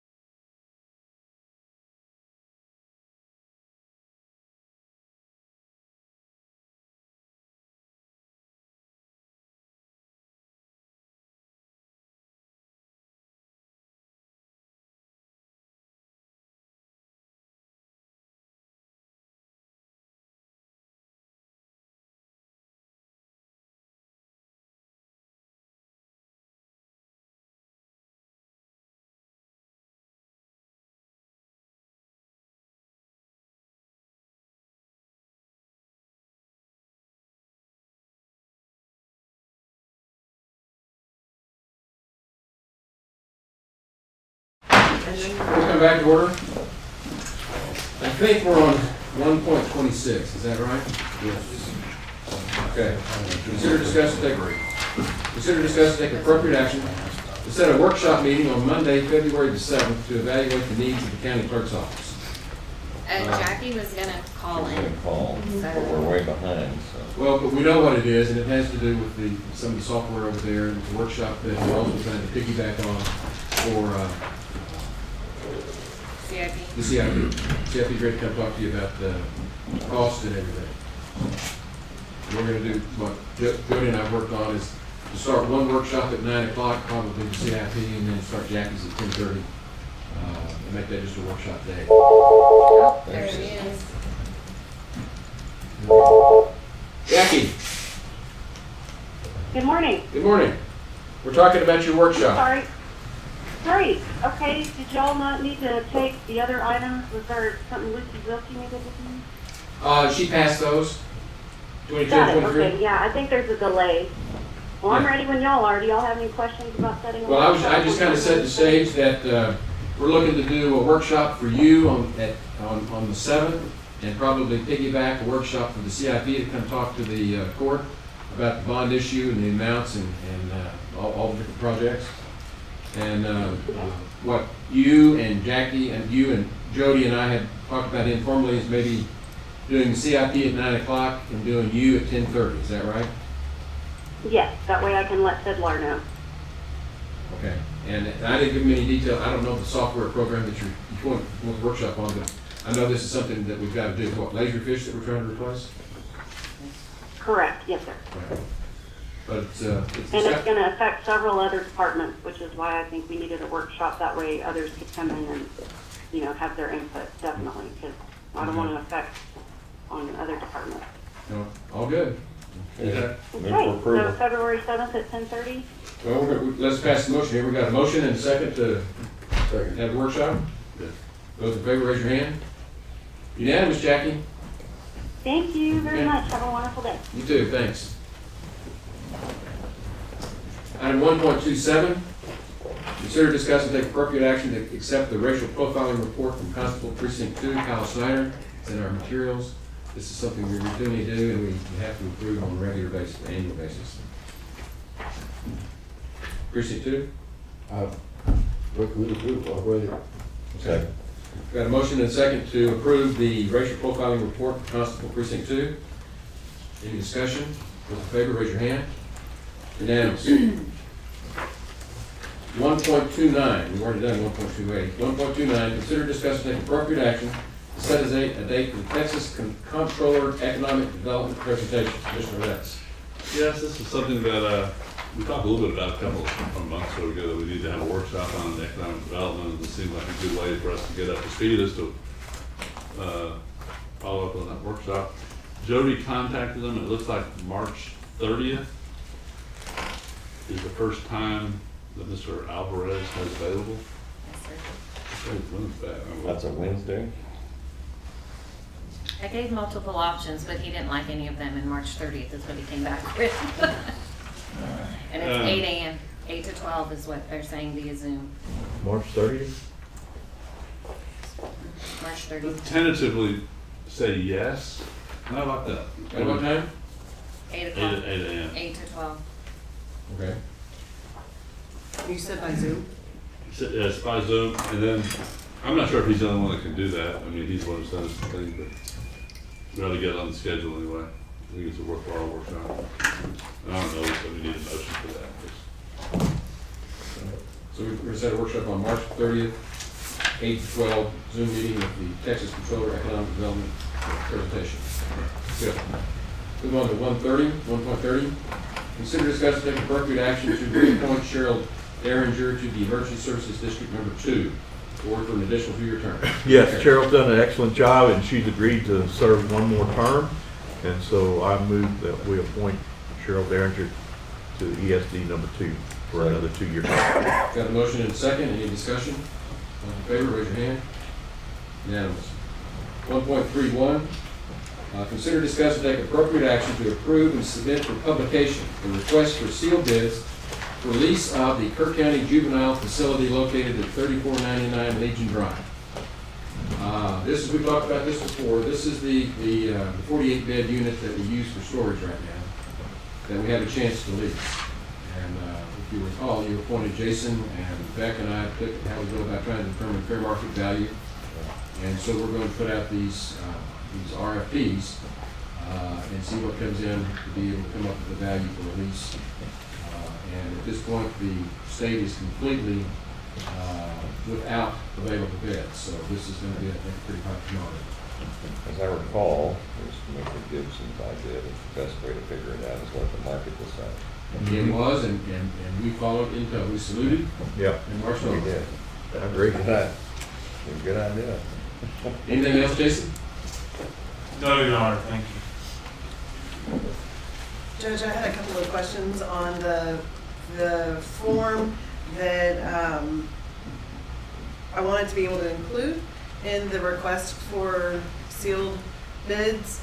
One of them is whether or not y'all talked about making improvements part of the rent for some portion of it, whether you wanted that to be included in this request. I know that the expectation will be, or I understand that the expectation of whoever's making this submittal will modify the building to suit their needs. But that's a negotiation thing. That's not something you put out first. Well, that's something you hear what they want. That's my 2 cents. I agree. I'd like to see what they're willing to do and what kind of concessions they're going to want from us. I'll remove that paragraph then from the submission. There were a couple of other dates that need to be included before it's published. Yes, how are we going to evaluate who wins without doing what Harley was talking about? Well, that was the whole point of this, is that you're going for high bidder as opposed to low bidder normally. But if this one says, I'll provide this, and the other one says, no, you'll provide this. My suggestion is that you start with the price, and you work your way through whatever the other demands are. So, I mean, unless you object to that. No, not at all. I mean, it's pretty rare. I agree with you. I think it's got to be open-ended, but there's likelihood of other little factors that have to be considered, but there are considerations. The main thing is you got to the point that you do have a market response, and that's what gets us over the hump, and that's the main thing. Exactly right. But we may not actually take the high bidder, depending on concessions. The language in the request also speaks to responsibility of the bidder, because you all might want to consider how they've run facilities in the past, any kind of state reporting or complaints that they've had. There may be a list of various things you'll want to consider in doing this, and I'd recommend adding some language to the request if you want to know whether or not they have any complaints or reports to the Texas Juvenile Justice Department over some handful of years. I don't know what that number might be, but I think it might become important to you if you're going to have a facility operating locally. But that's part of our due diligence. Yeah, but you want to write it in the RFP, I don't have a problem with that. Okay. But some of these things we know we're going to, especially with regard to the improvements, who's going to pay for what, how we're going to handle that. Yeah. One of the things that Jason and I talked about today is we've talked about trying to be able to reserve certain number of beds for Kerr County. That's not in this RFP, that's something that we would have to negotiate. And so this thing, when we get these bids, and we need somebody that we can work with, and we award the bid, then we can sit down and start working on the additional things. There's probably something else we have to follow up that's going to show up, so all we can do is. But I defer to the county attorney on each one of those, I'm good with that. Is it? Now, do you have something you want to say? Can I ask a question first? I want to get him to say something more than no, Your Honor. The question, is it acceptable to accept all bids and negotiate with all at one time? That's not good faith, is it? I'm just wondering, how do you do it? So There's only a couple players out there. Right. You accept all the bids, and then you can rank it. The committee can rank it. So this is what we did when. So we'll go with this one, and that doesn't work out, we'll go to this one. Process If that doesn't work out, elimination. maybe we'll be back to that one. We have to sit You down can with rank Kelly and it. Charlie and figure out how to do it. Okay. Okay. You can't be negotiating with everybody at once. We need to get one. Okay. Anyway, I was. And then once we get them on board, there are additional things that we will cover. Okay. Jason, why don't you go ahead and go to the podium, because it's really important that Commissioner Blue see you.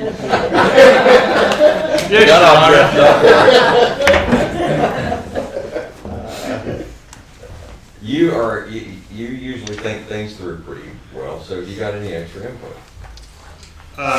Commissioner, I really can't think of anything. The county attorney and I have kind of gone through the contract. As the judge alluded to, we've got a handful of possible suitors for the building. Two that are currently operating juvenile secure facilities in the state. One is a company that's working more on the CPS, DFPS side. I think that all three of those are interested. We might have some others once we start shaking the bushes.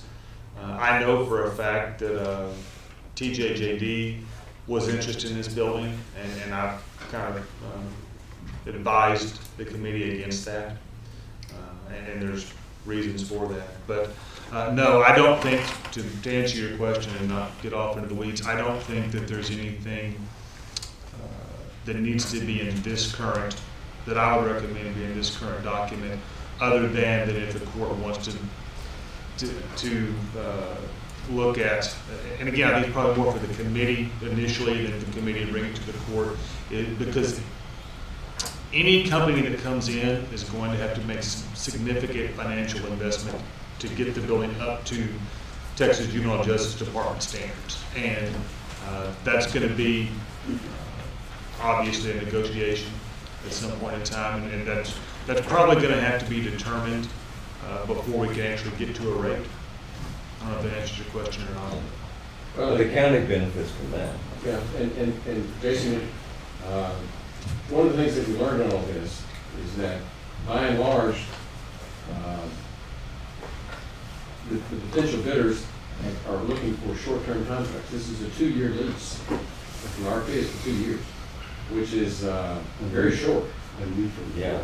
And normally we would want something longer than that, but that's what they're expressing interest in.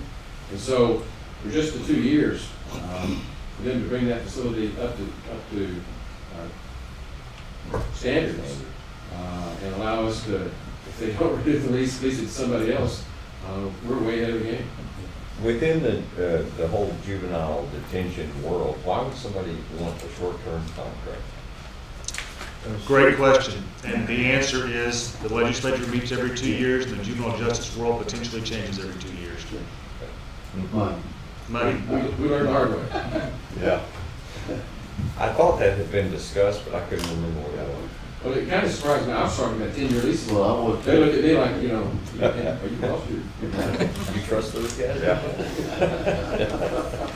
Yeah. What it also allows for, the advantage of it is it allows for competitive bidding 2 years hence after somebody has resurrected it. Yeah, right. Which should up the bid. Yeah, exactly. You know, and that's theoretically. Yeah, that's the beauty part of it. Yeah. The other side of the coin. All right, I'll make a motion that we approve to submit for publication the sealed bids for the lease of the Kerr County Juvenile Detention Facility located at 2499 Legion Drive, and authorize county judge, county attorney, and Jason, whatever your title is, to finalize the publication document. Well, that's a long motion. I'll second it.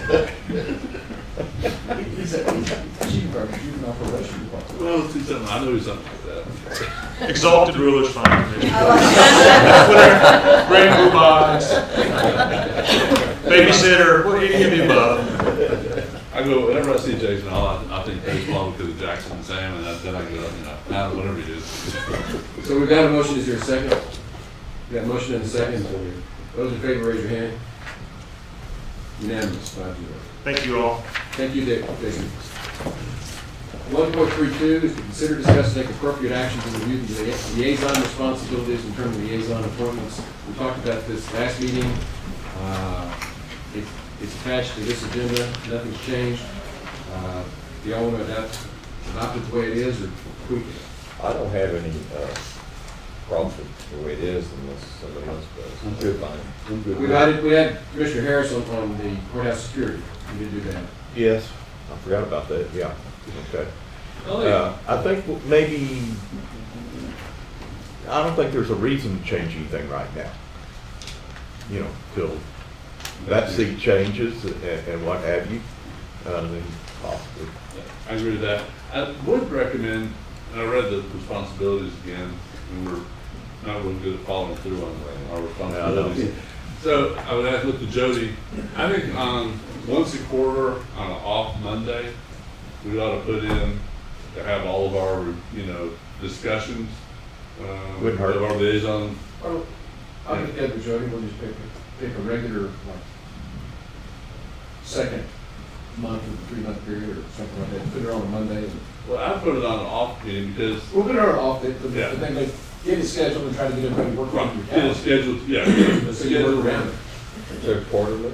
Yeah, Yeah. for once a quarter, we'll just have a special Monday meeting where we can go over and do what's on here. And also, At quarter, you got 3 months, you got first month and last month, so the middle month on an off Monday. yeah, And we make it the third Monday of the month, since we don't meet on the third Mondays routinely. You're talking about conforming to the reports.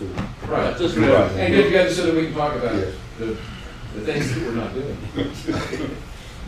The reporting that we're not doing. The reporting we're not doing. The reporting we're not doing. and the evaluations we're not doing. Yes. Timely. That we need to do. And it's not that we have to be busy, but these are things that they're taking responsibilities for, us we need to try to comply. Well, typically, We'll just do that. when things are going well, you don't have those meetings or talk to people, and so things, it's a reflection of the fact things are going well. Right. Right.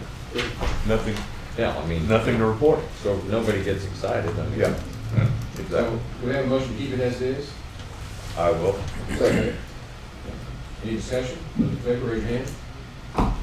Okay, we passed that one. 1.33, consider, discuss, and take appropriate action regarding applying for a TIDC, Texas Indigent Defense Commission grant or other related grants to allow for the hiring of a pretrial coordinator due to the new requirements related to Senate Bill 6, the Damon Allen Act. This is a twofold thing. It came up, first of all, when I first took office, I went down to Medina County to see what their pretrial coordinator did, and it's fantastic what they do. They take a whole lot of workload off of the JPs with regard to magistration and city bonds and these things.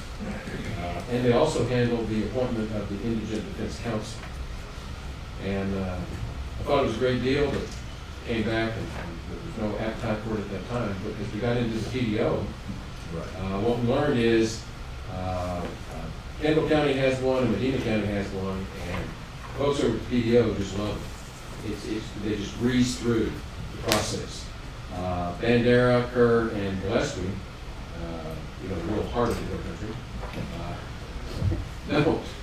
And Kerr County is the largest county in the PDO, and we were at the last oversight board committee meeting.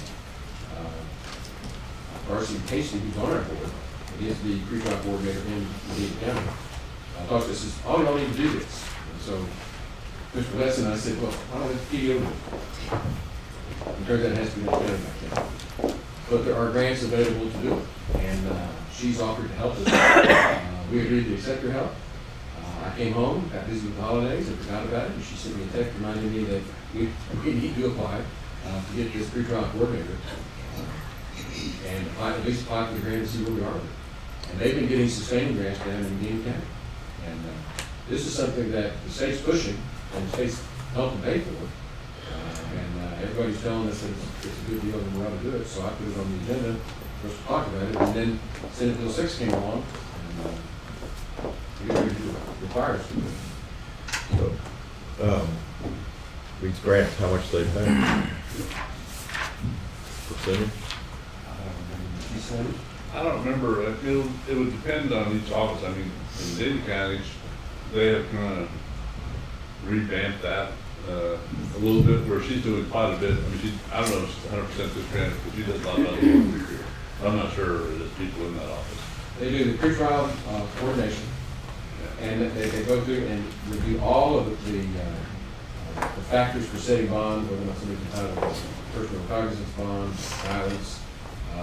They make those recommendations to the court, and they handle the appointment of the indigent defense counsel, whether they're private counsel there in town, or San Antonio, they're hired to represent them appointed by the court, or whether they come through the PDO. So that whole function would be basically taking somebody and putting them with the PDO on the defense side and the district attorney's offices in these 5 counties to coordinate the appointment of the indigent defense attorney. And Darcy thinks that for us, probably more so than any county, because we have 2 DAs, that it would be very helpful to us. It's a coordinating position.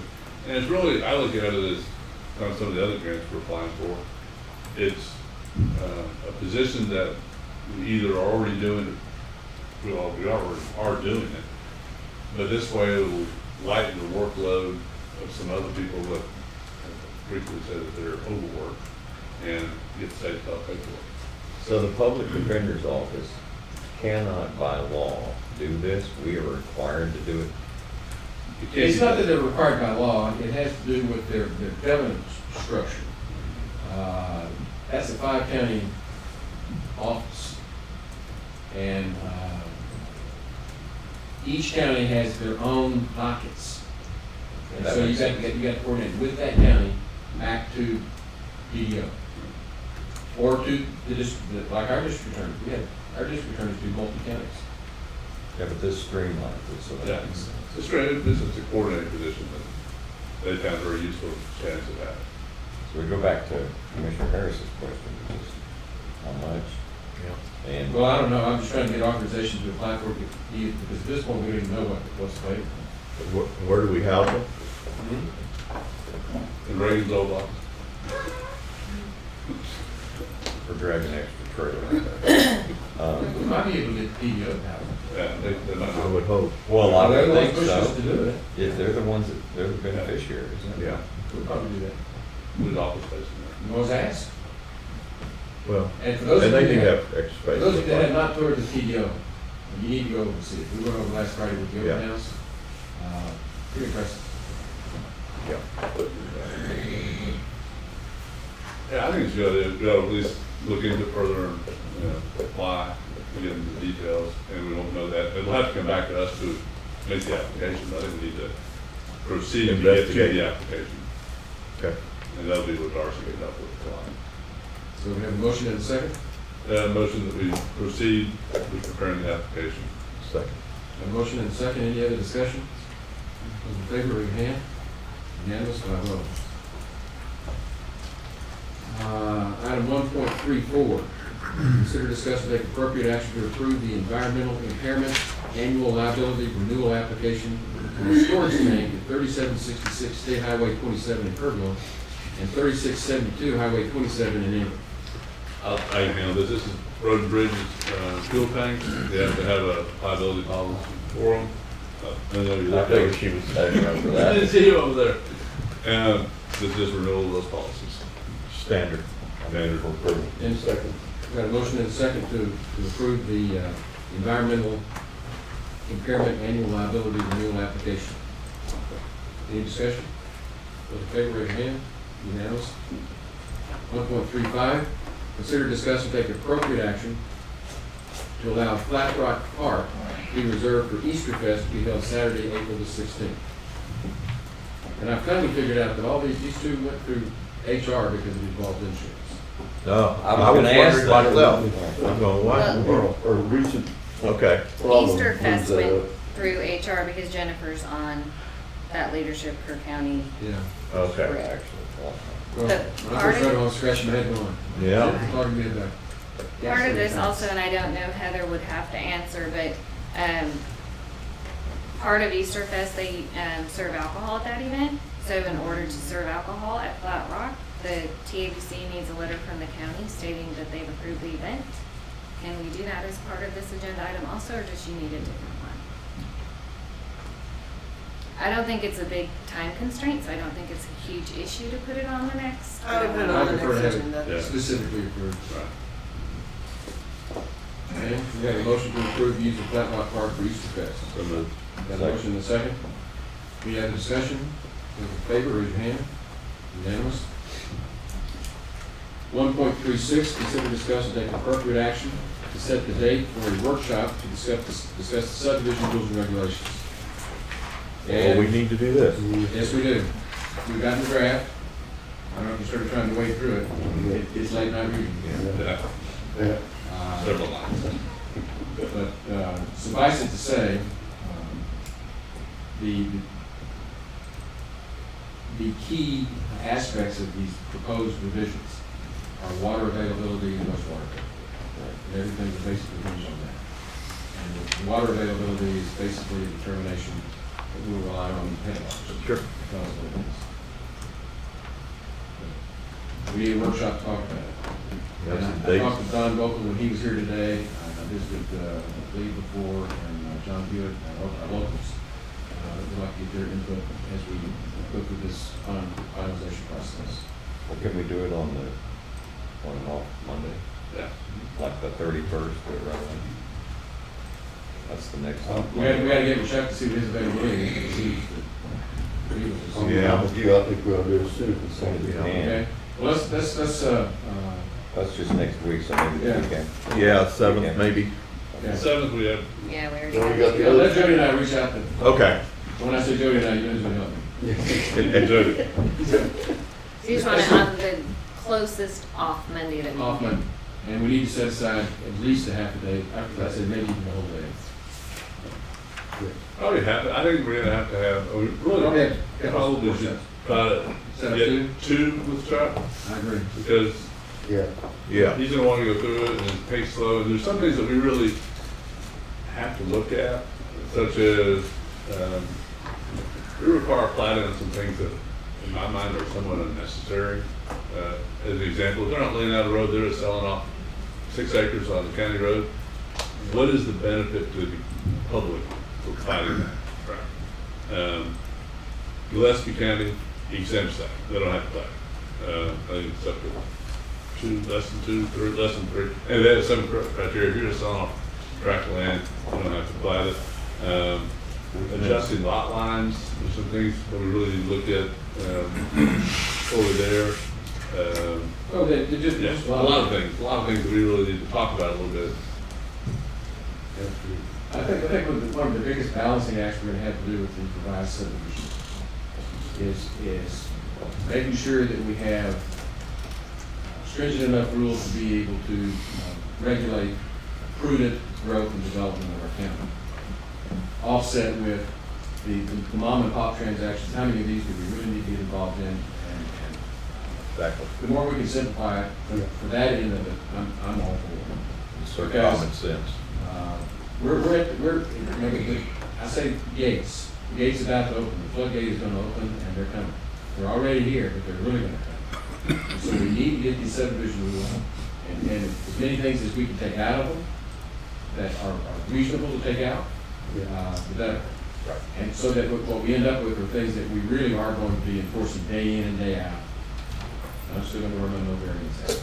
Well, I haven't looked to see if we've made provision for people that had their property before 2007 and the right-of-way issue. Those are, I think we're gonna have at least, we need at least two workshops to get all that done.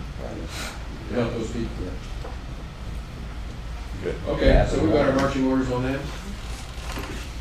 She will remind us. She's gonna pick the date for. Now, if Chuck, if we just ask Chuck as soon as he can do it? I will. Okay. Yeah. Do we have to stick to a Monday? Can we be a little flexible? My guess is he can't. Oh, I think he's got a lot more flexibility. Yeah. You think so? I would say, we get some dates. Mondays, Wednesdays, what are the to-do days that we can't do anything? Or the certain Wednesdays days? are usually for Thursdays are bad for me. Some Wednesdays are, depends, Yeah, I've got a few dates I can't in February, but, you know, That's we it. get half dozen dates. we can have it done Something from every Chuck, and then we Tuesday. can. She juggles this somehow, I don't know how she does it. but It'll get come up with some done. dates. It will get done. And that's a compliment. Yes. Okay, 1.37, consider, discuss, take appropriate action to accept the racial profiling report from Constable Precinct 3. Same as we did. I move we accept that. Second. Got a motion and a second to accept the racial profiling report from Constable Precinct 3. Any discussion? Those in favor, raise your hand. Unanimous. Approval agenda. We have an addendum also, Judge. Oh, I'm checking the addendum, yeah. Oh, yeah. The addendum is 1.38. Consider, discuss, and take appropriate action to affirm authorization of the auditor's office to renew the SAM registration annually. We just talked about that today. Yep. Everybody knows what it is. And Yeah. annually, we just have to go in and fill out the form, and the auditor's office has been doing it. And from our discussion, last year we had about $2.8 million for federal assistance. We did.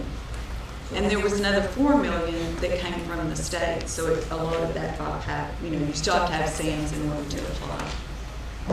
Yeah, I move that we authorize the auditor's office to annually renew the SAM registration. I like it annually renewed. Yes. Good. So we've got a motion to authorize the auditor's office to annually renew the SAM registration. Been seconded. Any discussion? Those in favor, raise your hand. Unanimous. Budget amendments. Yes, we have 4 budget amendments that are line item adjustments. That's number 20, 22, 23, and 24. They're just moving in different departments from one line into another. We have one budget amendment that's for $302. It's just we're certifying new revenue. It's from insurance proceeds. And then the final one on your list is just truing up what was remaining from the prior year in the Sheriff's Office Equipment Donation Fund. I move for approval. Second. Motion been made and seconded to approve the budget amendments as presented. Any discussion? Those in favor, raise your hand. Unanimous, 5-0. Pay bills. Yes. Invoices for today's consideration amount to $1,232,638.09. I move for approval. Second. Got a motion and a second to approve the bills as presented. Any discussion? Those in favor, raise your hand. Unanimous. Late bills. They're not any. Auditor reports. They're not any. Monthly reports. Yes. For December 2021, Justice of the Peace, JP1, Mitzi French, District Clerk, Dawn Lance, Animal Control Services Director, Reagan Gibbons, County Treasurer Monthly Report, Tracy Sullivan, and Certificate of Completion of Continued Education, Tax Assessor, Collector Bob Reed. I move for approval. Second. Got a motion and a second to approve the monthly reports as presented. Any discussion? Those in favor, raise your hand. Unanimous. Court orders. We have the court orders from our January 10th meeting, 39140 to 39157. They all be in order. Move for approval. Second. Got a motion and a second to approve the court orders as presented. Any discussion? Those in favor, raise your hand. Unanimous, 5-0. Information agenda, status reports from department heads. Do you have any left in the room? Oh, Bruce is here. You're good. 3.2, status reports from elected officials. Sheriff. Judge Corey, I know y'all been here a long time. I'll make it quick. Just a quick status report on Officer Uribe. Back in October, y'all approved for him to go through our FTO program.